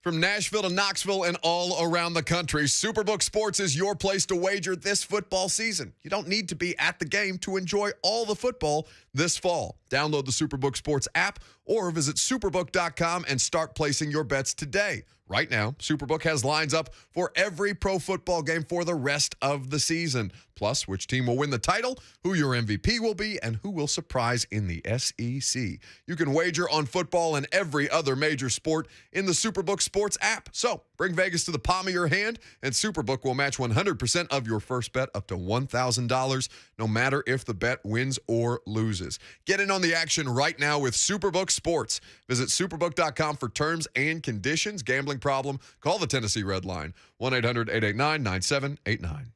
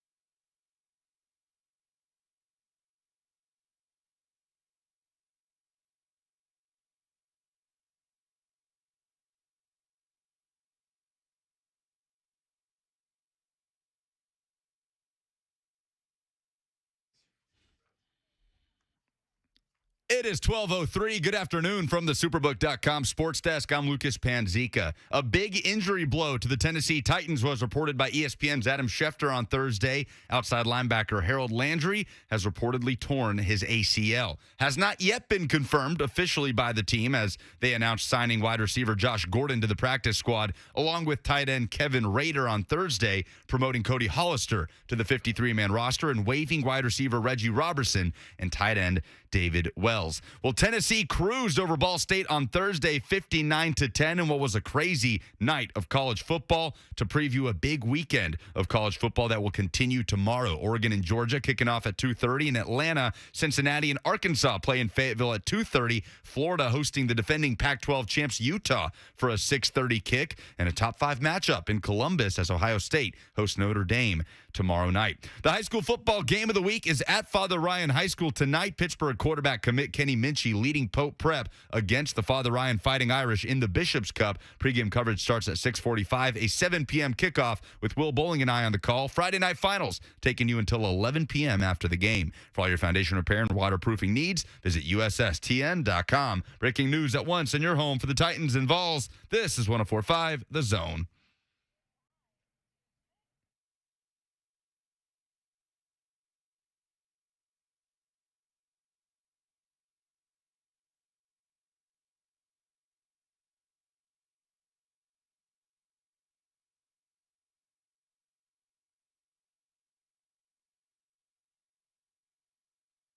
Let's do it.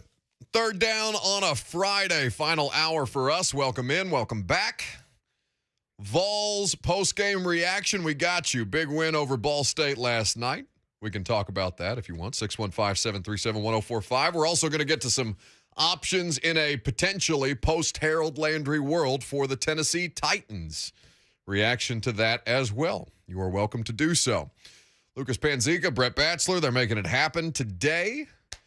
Happy to have your phone calls, as we mentioned. Big weekend of college football coming up with some interesting matchups, to be sure. Now, I have made my case for Ohio State and Notre Dame being the game that I'm most interested in. What are you already shaking your head at me about? I just don't think it's going to be interesting. Okay, thank you for that. It's probably, I understand your point. They, I think the last time I checked, were 17-point dogs in Columbus. It'll be fun. Watching them sling it around with C.J. Stroud and Smith and Jigba and Marvin Harrison Jr. will be fun. Yeah, not fun for Notre Dame. Not for Notre Dame. So we'll see what happens with Notre Dame, and it's a tough spot for Marcus Freeman to start his head coaching tenure as the lead guy at Notre Dame, likely walking into a double-digit loss against a team that is not ranked much higher than you are at this point. That's a tough scene to kind of have a bit of a reality check to start your season. Now, there are games all over the board that are going to be a lot of fun. Oregon at Georgia on ABC. We have spent a lot of time talking about Utah traveling to the Swamp and taking on the Gators. Alabama is going to probably dog walk Utah State, for those of you paying attention to the number one team in the country. Do you want to hear that spread? Alabama and Utah State? 42 points. Oh. I think that's got to be the biggest one of the weekend. What is the biggest spread in the history of college football? I'm going to Google that. Because, 42 points. That's obscene. That's absolutely obscene. Tennessee was favored by 35.5 hosting Ball State last night, and maybe that's up there, but 42 points is ungodly. Let me know when you have an answer to this. In the meantime, we'll go to Bill in Lebanon, who wants to talk about the Vols. Hello, Bill. But it's a preserved area. Bill, who you talking to? You talking to us? Okay, good. It's original timber. You can't touch it. No. I want to listen. What's happening? What is going on? I wanted to listen to that. What happened? We've done Yellowstone, and then we did Glacier, yeah, which is in Montana. Oh. Yellowstone's in Wyoming. Heard it's beautiful this time of year. That's a great TV show, Yellowstone. Loved it, man. Really nice. So we're going to do Zion next summer. Oh, nice. Always wanted to do that. It's good, man. Yeah. The kids need to get out and see that kind of stuff. Yeah, you gotta let them experience that stuff. Kids don't go outside enough these days. You know why the economy is and everything going on? In shambles. It's in complete shambles. I couldn't agree more.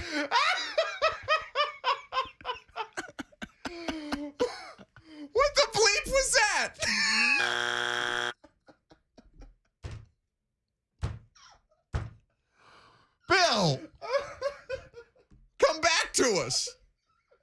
He has. It sounds like I just dropped into the middle of like one of my uncles on Facebook's thread about what the economy looks like today. Oh my God. I wanted to play that out longer. I felt it's a risky proposition. I felt that we had already gotten away with too much without there being curse words. Yeah, risky proposition. Once you start talking about the economy being in shambles. I bet Bill has no idea. I almost want to do it again just to see if there's been any recognition from Bill that we've already gone to his phone call and heard his entire conversation about Yellowstone and Montana. Bill, are you there? She lives in the basement. Nope. How about Jenny? I don't know where lives in the basement. I don't know. It's still. Did we? This is terrible radio. I'm just laughing, but like, did Bill call in and talk to you, Brett? He talked to you about what he wanted to discuss? Yeah, Bill called in like 20 minutes ago. He's like, I really enjoyed the Vols game last night. I want to talk about how well they played. Oh my goodness. What the offense looks like. Pick and up the how phone. good the offense is gonna You be. deal with Bill, and we'll figure out what the hell else to do after that. I don't know, Bill. What? V-Love says, I'd for sure go on vacation with Bill. What just happened? Who lives in the basement? We're going to ask him when he gets on. And Brett's looking around disoriented. He's trying to contact Bill. I want Bill so we can figure out who lives in the basement. Okay. Excellent work by us. 615-737-1045. Hopefully it's more coherent than what we've just had there. I think Brett has made contact with Bill, which is laugh out loud funny. All right. So in the meantime, Utah and Florida, I think, is what the vast majority of people are looking at and saying, okay, this projects to be an interesting game while also being a competitive game. We asked Mike Felder of Stadium about this the other day, and this is what our friend, the CFB analyst, had to say. Well, Cam Rising is a good quarterback. They return all their top 5 pass catchers. Kuthi at the tight end spot is one of the best tight ends in college football. I think he's on that list with Brock Bowers, with Michael Mayer. I think he belongs in that realm with them. And I'm going to be interested. Solomon Innes is there, obviously. We're going to find a way. They're going to find ways to run the football. But, I mean, at the end of the day, you can't take away the part of they want a pound of flesh every time. Every play they want a pound of flesh. And you can't take that out of them because that's what makes them good. That's the best part that they have. And it's not just defensively. It's offensively as well. Their offensive line is nasty. They're mean. They're mean guys. Like, it's crazy, and this is the analogy that I've been using, Buck. You look at Georgia, Florida, you look at even Tennessee, Clemson. These guys, they got their papers, right? Those dogs those are AKC certified, baby. Right. They are pure blood. Alabama, Texas, Oklahoma, all of them, right? Utah, they got a game. Utah's team would never get into Westminster for the dog show, but you let these boys off a leash, and buddy. They are coming for you. You better get your behind over the fence because they're going to take that pound of flesh.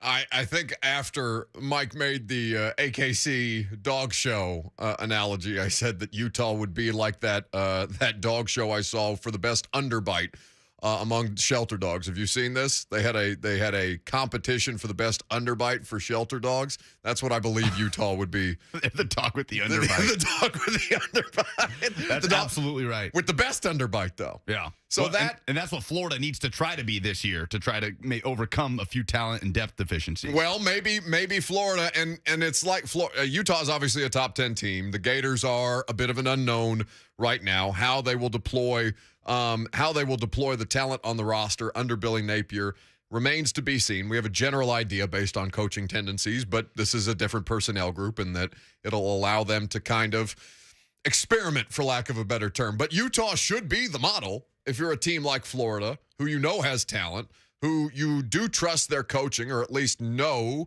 that the coach that is installed right now in the absence of Dan Mullen or in the aftermath of Dan Mullen, it's very much a polar opposite of what Dan Mullen, I think, is. Billy Napier does not seem like he's going to show up anytime soon at a post-game press conference wearing a Darth Vader mask. It does not seem like it's in his DNA at this point. 615-737-1045. Jacob is in Springville, wants to chime in about the college football weekend. Yeah, hello. I was calling about the Arkansas Razorbacks game against Cincinnati this weekend. Yes. So I know we lost. I'm an Arkansas fan. I know we lost one of our top wide receivers in Traylon Burks. Came to the Titans. But we've got a really young wide receiver core, and then we returned KJ Jefferson as our starting quarterback, who has shown out last year. Just wanted to get y'all's thoughts on that game. No, this was something Jacob, I appreciate the call, 615-737-1045. We talked about this with Felder yesterday. In fact, I'd recommend that everybody is a part of your pregame listening, not just Mike as a follow on Twitter, but the interviews that not just because it's our interview, but any interview that Mike does, I think is must listen when it comes to college football knowledge. You can check that out from Wednesday in the podcast of the radio show. But his thoughts on Cincinnati were that he feels like Cincinnati is walking into it a little bit with Arkansas because the amount of pro talent that they had to replace on that roster, was it 9 total guys that left to go to the league? Cincy? Yeah. I don't know if that's the number, but yeah, you're talking about Desmond Ridder. Alec Pierce is now an Indianapolis Colt, and then that's not even including the 2 corners that you lose. Right. So yeah, absolutely. Sauce Gardner and Kobe Bryant. I mean, they took a huge hit to the draft, but they've been recruiting as well as any Group of 5 team in the country, and as well as many Power 5 teams in the country. I think Arkansas could take it to Cincinnati at home. I could easily see that happening, like Arkansas just blitzing Cincinnati.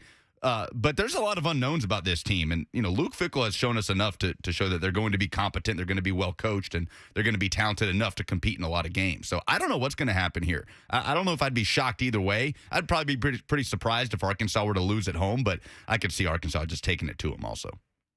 So, Lucas, you'll like this too. In 2012, Savannah State was traveling to Tallahassee to play the Florida State Seminoles, and they were an underdog of 70.5 points. Oh, goodness. This is coming after a week where they got drummed by Oklahoma State, 84-0. Going into this game, in the first quarter, the coaches agreed to a running clock. They're getting beat so bad. In the second quarter, halfway through the second quarter, it started to rain. Savannah State only had 28 total yards. Florida State was up 55-0 in the third quarter before Mother Nature ended the game, and they just mercy ruled them out. Oh, I wonder how many people bet FSU minus 70.5. What year was this, you said? 2012.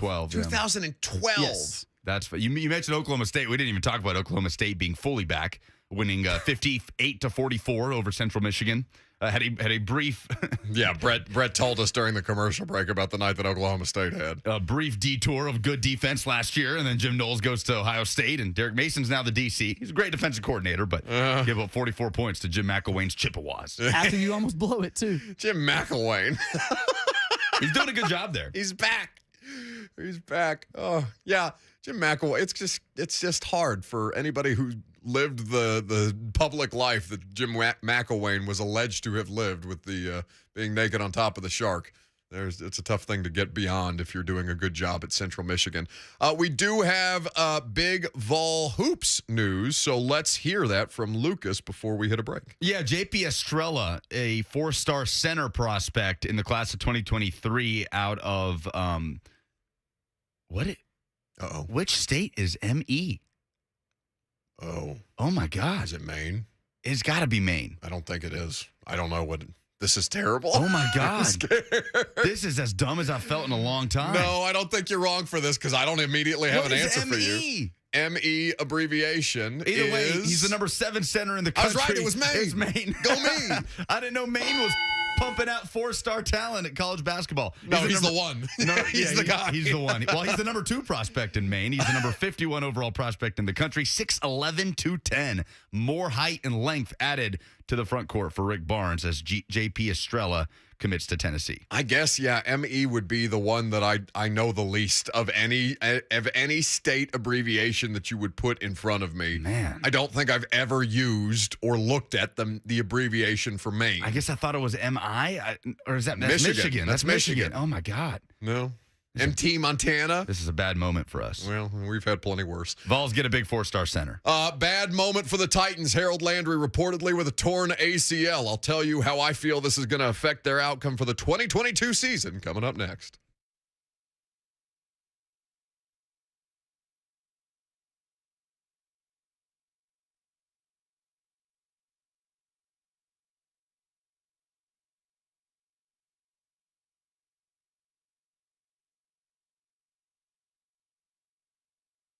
Buck Rising here for Gary. Don't sell without the intel. Ashton, did you know that now is a fantastic time to sell in Nashville? But you can't do it without the intel. You simply can't. No one, and I mean nobody, has better intel than the Gary Ashton team.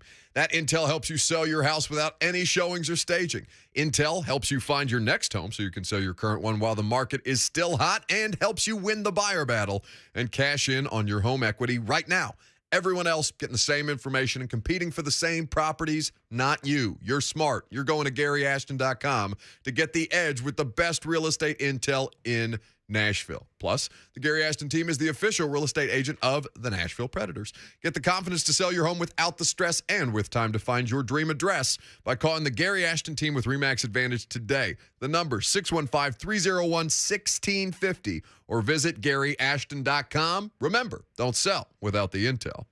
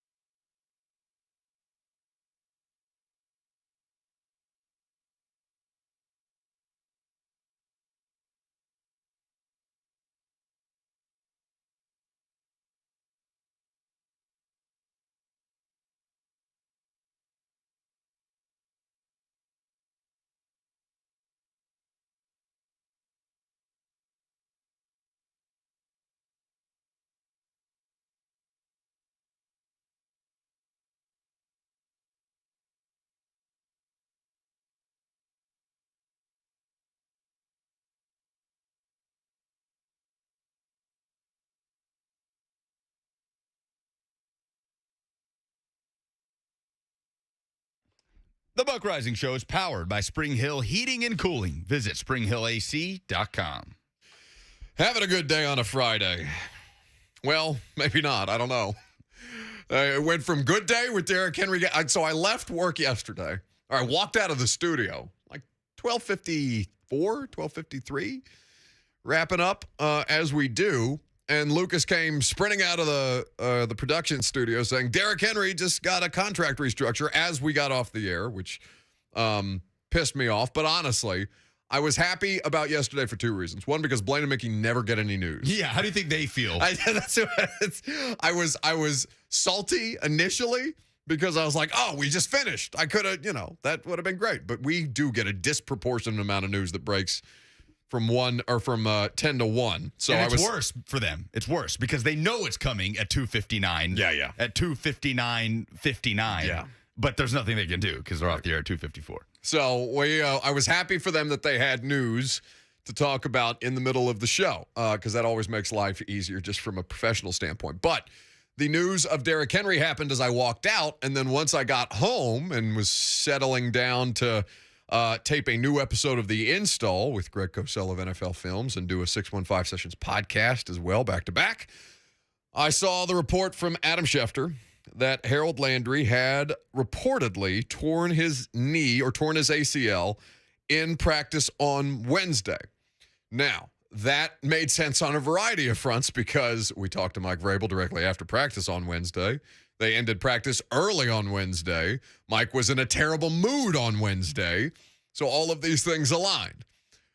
They also canceled practice on Thursday, the Titans did, and decided that they would not have media availability again until Labor Day. So, I don't necessarily have the day off on Monday because I'm going to schlep over there for press conferences and locker room and things of the like. Now, what this means beyond Harold. So I want you to listen to we previewed a lot of week 1 games on this week's episode of The Install, and that's all well and good. The biggest games outside of the Titans, because, of course, next week the focus is going to be pregame on the Titans and the Giants. But since we had the news of Greg, I wanted to ask Greg, hey, what the hell do they do without Harold Landry now? Because this, to me, strikes me as a significantly bigger loss than any they might outright have other than Ryan Tannehill. Yeah, that's really a massive loss. He's really a terrific player. We know he's an edge pass rusher. But the other thing with Landry, and this is important to coaches, is he also allowed them to use some multiple fronts because we saw at times he would line up on the inside in a sub front, that he'd line up standing up, even in base where they didn't want to have a 5-2 look, but they wanted a 4-3 look. He would line up as a stacked linebacker. So it's not that no one else can do that, but he can do it, and you have other options with your fronts, both in your base and in your sub. So beyond the fact that he's their best pure edge pass rusher, there's other factors that are involved that limit some of the things you can do from a defensive standpoint. That's Greg Cosell talking about Harold Landry on the latest episode of The Install. Now, we did dive into Harold on a couple of different fronts and now what this means for the depth beyond, but you'll, have to check out the podcast for all that. Now, there's a couple of different things, all right? Because I think Rome was burning, rightfully so. It's a star player who's a part of the best thing that they do, I think, collectively as a team right now. Everybody would look at the Titans and say, prior to the injury, what do they do best? Well, they get after the quarterback. In fact, they doubled down on that this year when they paid Harold. And I thought it was good because I saw Teron Davenport tweet out this clip, and it's on his timeline. We'll play the audio for you here. Perspective from Harold Landry when this offseason he signed this mega deal because he has done so well to play in every game the last 3 seasons, having been on the team the last 4. Life, I feel like when I first got here, I used to take things so serious, and now I'm just kind of I take things just I would just say I still take things serious, but at the same time it's I enjoy life. You know what I'm saying? I have to take a step back and just realize how blessed I am. The family that I have, the 2 kids, Grayson and Holly, and my amazing wife Danielle. Coming into this league, my first year in the league, I used to always just be so hard on myself. But now I'm just like seeing, full picture of just like how blessed I am with the people that I have in my life and the experiences that I get to experience. It's just awesome. And then as a player, like I've just grown so much, like run game, pass game, hands, setting the edge, coverage, and pretty much honestly too from a mental standpoint, just like understanding situations. That's something that Braves does a great job of teaching us. I feel like that's something that I've grown in over the years. Like the game has just slowed down for me. I'm seeing formations easier that the offense come out in, which triggers like something in my head saying, "Oh, this is the pass or this is the run," just stuff like that. So that's Harold Landry on the day that he, not on the day that he signed his contract, the $87.5 million deal, 5 years in total, that Tennessee gave Harold in March. Now, we talked about this with Coach Mack in the second hour, but Mack said accurately that he thinks Harold played about 89% of the Titans' defensive snaps last year. 89.5 is what Harold played, according to Next Gen Stats. He had a career best year last year. 12 sacks is a career high. He's the first Titans pass rusher since Arakpo did it back in 2015. So it's been a significant drought. To hit 12? Harold? You're saying he's the first to hit 12 sacks? Hit double-digit sacks. Okay. So to hit double-digit sacks, Arakpo had 10.5 back in the 2015 season when, of course, I think they won 3 games. So the thing and a stat that I saw Tehran had, 7 of Landry's 12 sacks came on third down, which was third best among all pass rushers last year. Meaning if they were going to get off the field, more likely than not, Harold was going to be there to make a play. At least he was last year. Now, he's been consistently at the top of the league as far as pressures go. We just saw the best version of that last year because they unlocked it with Jeff, with Danico, with Bud. Ola got some snaps, all these different things.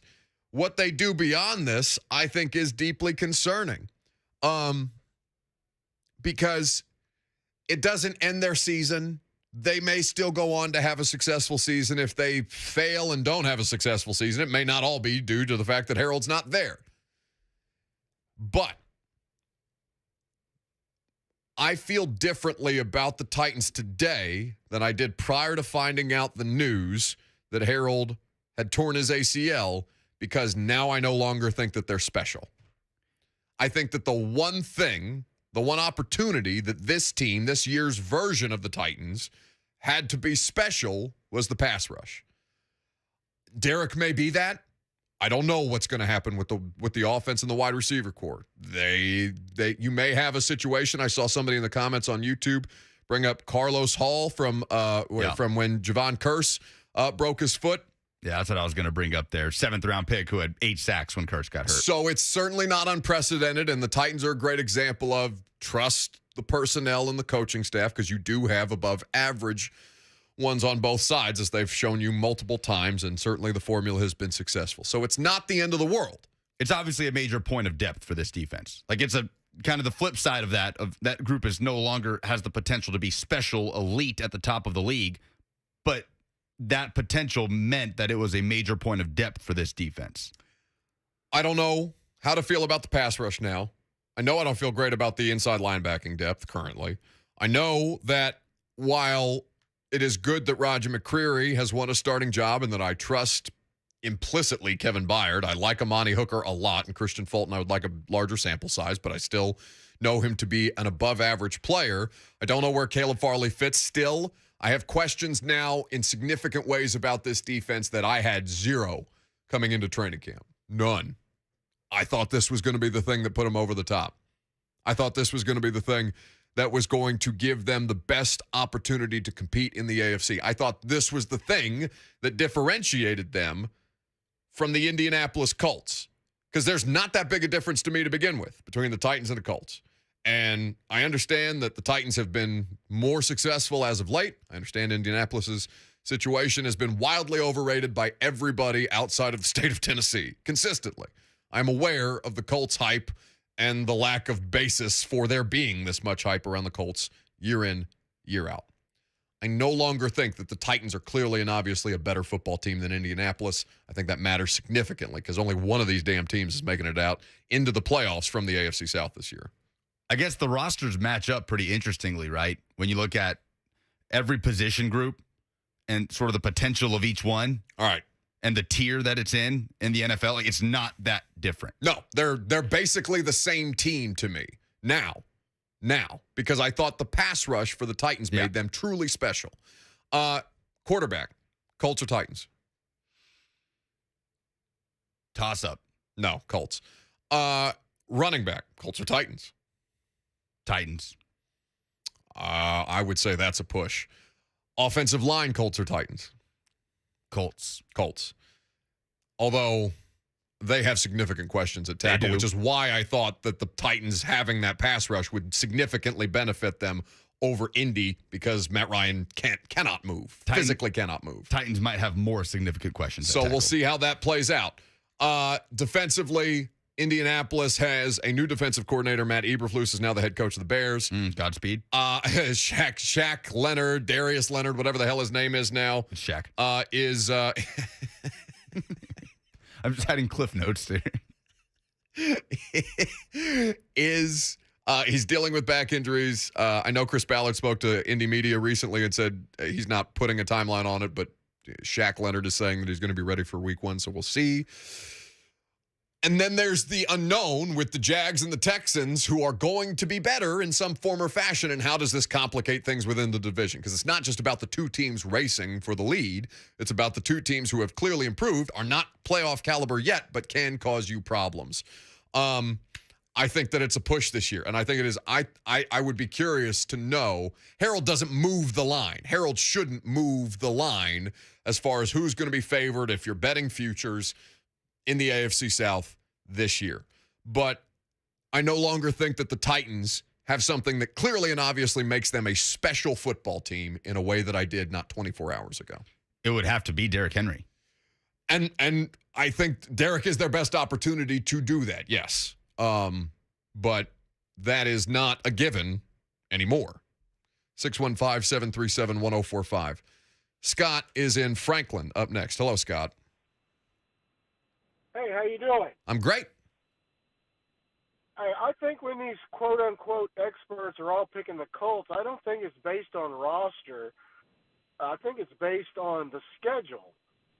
For example, the Colts play the Houston Texans and the Jacksonville Jaguars the first 2 games of the season.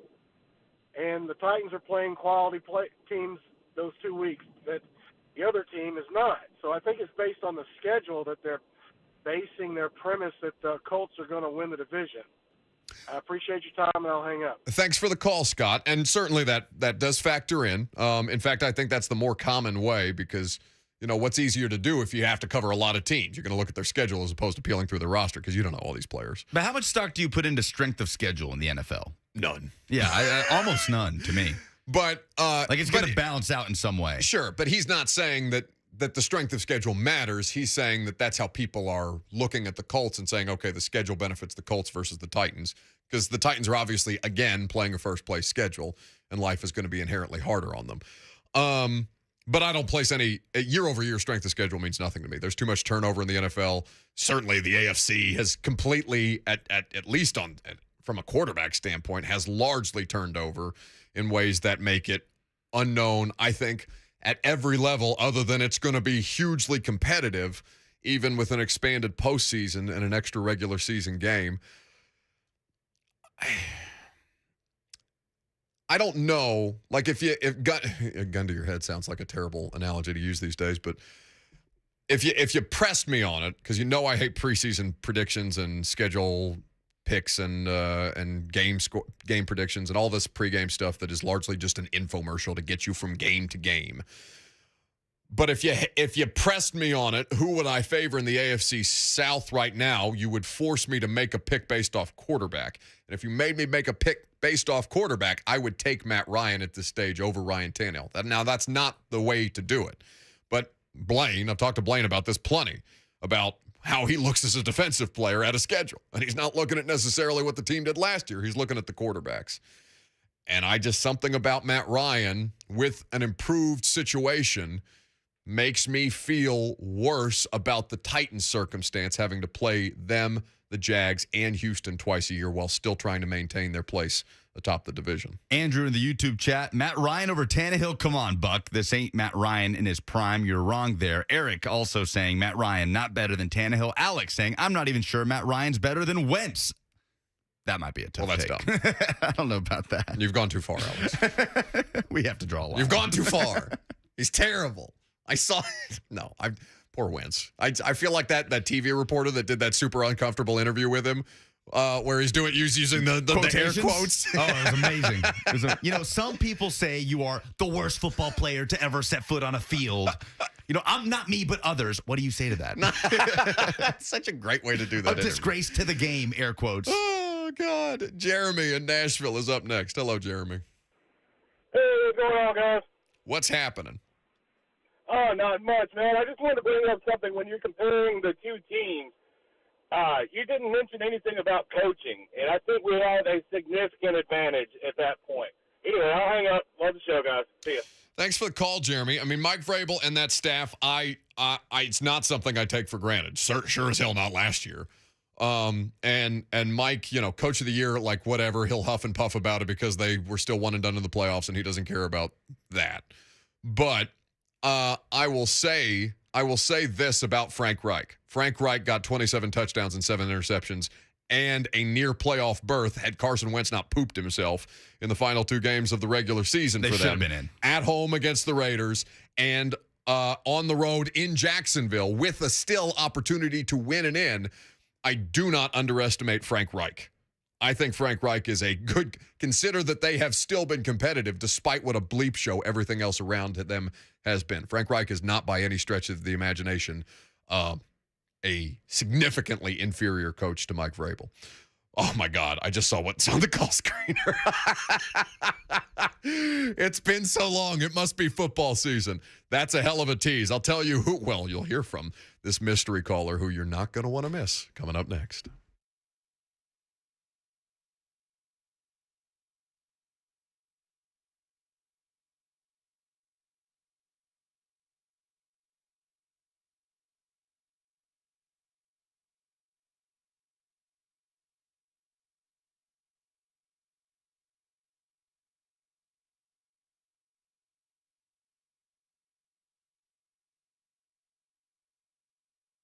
Did you know the cost to rebuild a home has increased by almost 50% since 2019? If something happened to your home, it's important to make sure that you can rebuild. Most home insurance does not account for inflation, but with Country Financial, it most certainly can. With their additional replacement cost coverage, you can be sure that your home's full value is protected. If you're a homeowner, as I am, you want your home to be covered for what it would actually cost to rebuild. Certainly, if you've experienced any kind of damage due to the natural disasters that we've had in Middle Tennessee recently. Country Financial provides insurance and financial services to help you prepare for the most important moments in life, even the ones you hope never happen. Find your local representative at countryfinancial.com.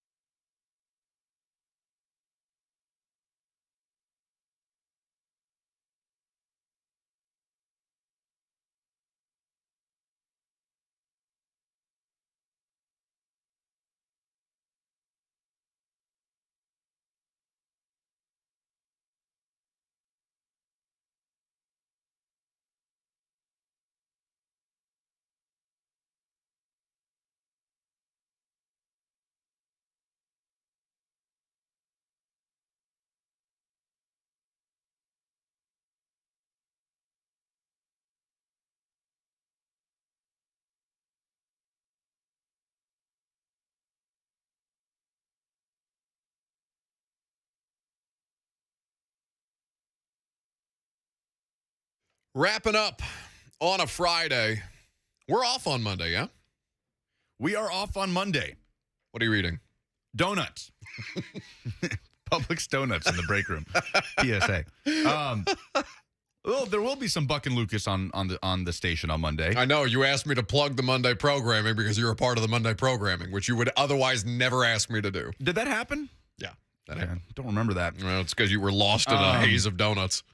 Inside Zone, my podcast on the 104.5 The Zone Podcast Network, wherever you get your podcasts, rate, review, subscribe. My interview with Slay, 8 to 9. My interview with Coach Matthews from 9 to 10. Oh, my God. You're not taking us hour by hour. Ramon Foster at the end of the day. And then your latest install with Greg Cosell will be around 2 o'clock. All right. I appreciate that. Three for you, one for me. Sounds about right. 615-737-1045. Let's get to some phone calls before we do the polls. We got, it's been too long. On the line, a day one Buck Rising Show OG. Some might call him an executive producer. Some might call him the plague. It's Darrington on the line. My friend, where have you been? Trying to figure out why people keep thinking Tennessee going to make the freaking playoffs this year. Welcome back. No, it's no longer we, is it, Darrington? Okay, then listen. Everybody want to say that what Seattle did is a storm. Sure, go ahead. Why not? Be my guest. But let's talk about the Tennessee Titans. They have no offensive line. The secondary is unproven. The receiving core is unproven. We're counting on a front seven on defense only, and they're going to put 9 in the box to stop Derrick Henry, and Ryan Tannehill can't see left from right. So what are we doing here?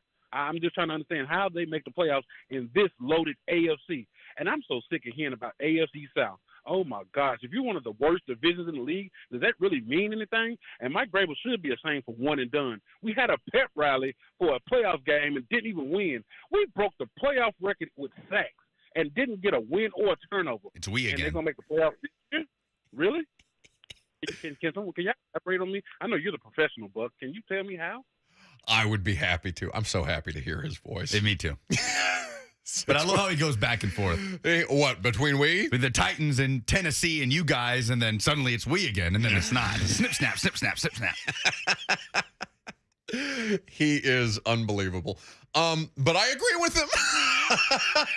I don't know, man. A master of his craft. I think that it is I was certain that the Titans were going to be a part of the playoff picture, and now I am decidedly less certain. That is all I will say about that. Terry is in Portland up next. Hello, Terry.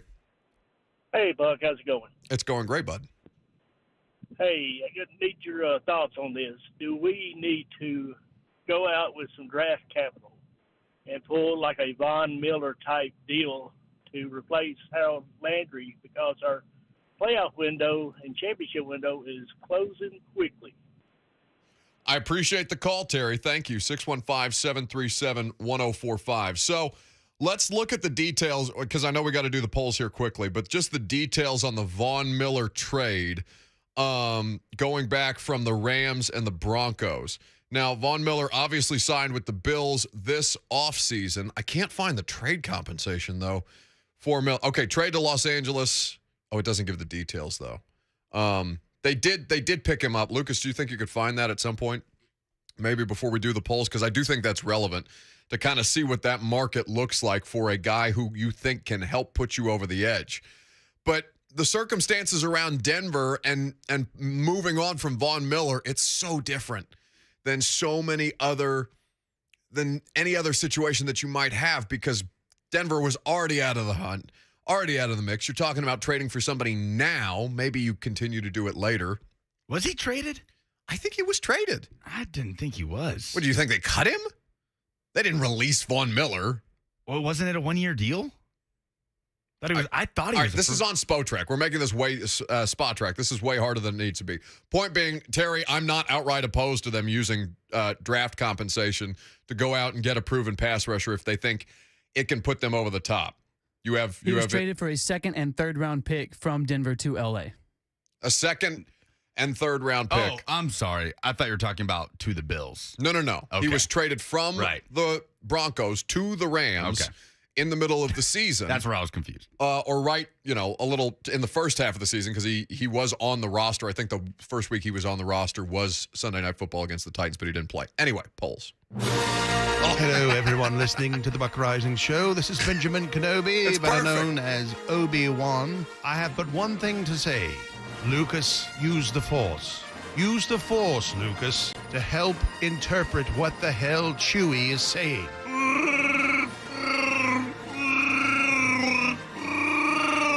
Oh, scrap that rubbish. Lucas, I am not your father. I repeat, I am not your father, nor am I Buck's father. I was once a Jedi Knight, and what I'm trying to say is, Lucas, it's time to update the final poll results here on the Buck Rising Show. Do it now. By the way, I know a lot of you were watching Pittsburgh last night. The future of the Pittsburgh Panthers is on 104.5 The Zone tonight. Pitt commit quarterback Kenny Minchie leads Pope Prep at Father Ryan for the Bishop's Cup. Pre-game coverage 6:45, kickoff at 7. The polls are presented by Two Rivers Ford. Custom order any new Ford from Two Rivers. They'll deliver it to you when it's manufactured. How much does the loss of Harold Landry affect the Titans' 2022 outlook? Daniel says bigly. Yeah, bigly. It's one player does not make the difference between a Super Bowl run and not. Of course, we know this, but it is a critical position.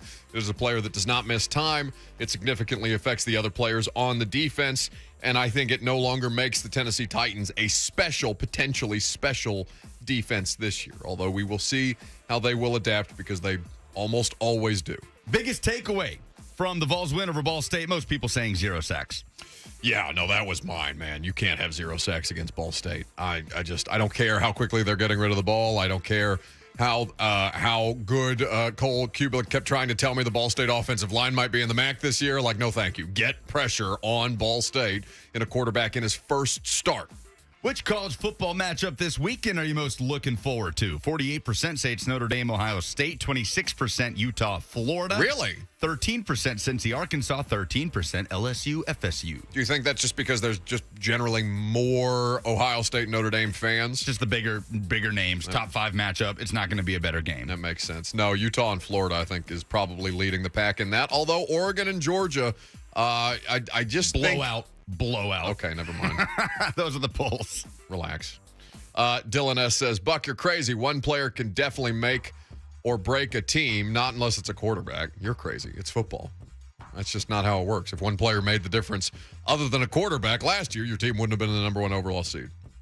It's going to do it for us on this Friday. Blaine and Mickey got you covered next. 3HL after that. We're off on Monday and no prime time on Sunday night, because it's the last break we get before football season in full effect. See you guys Tuesday.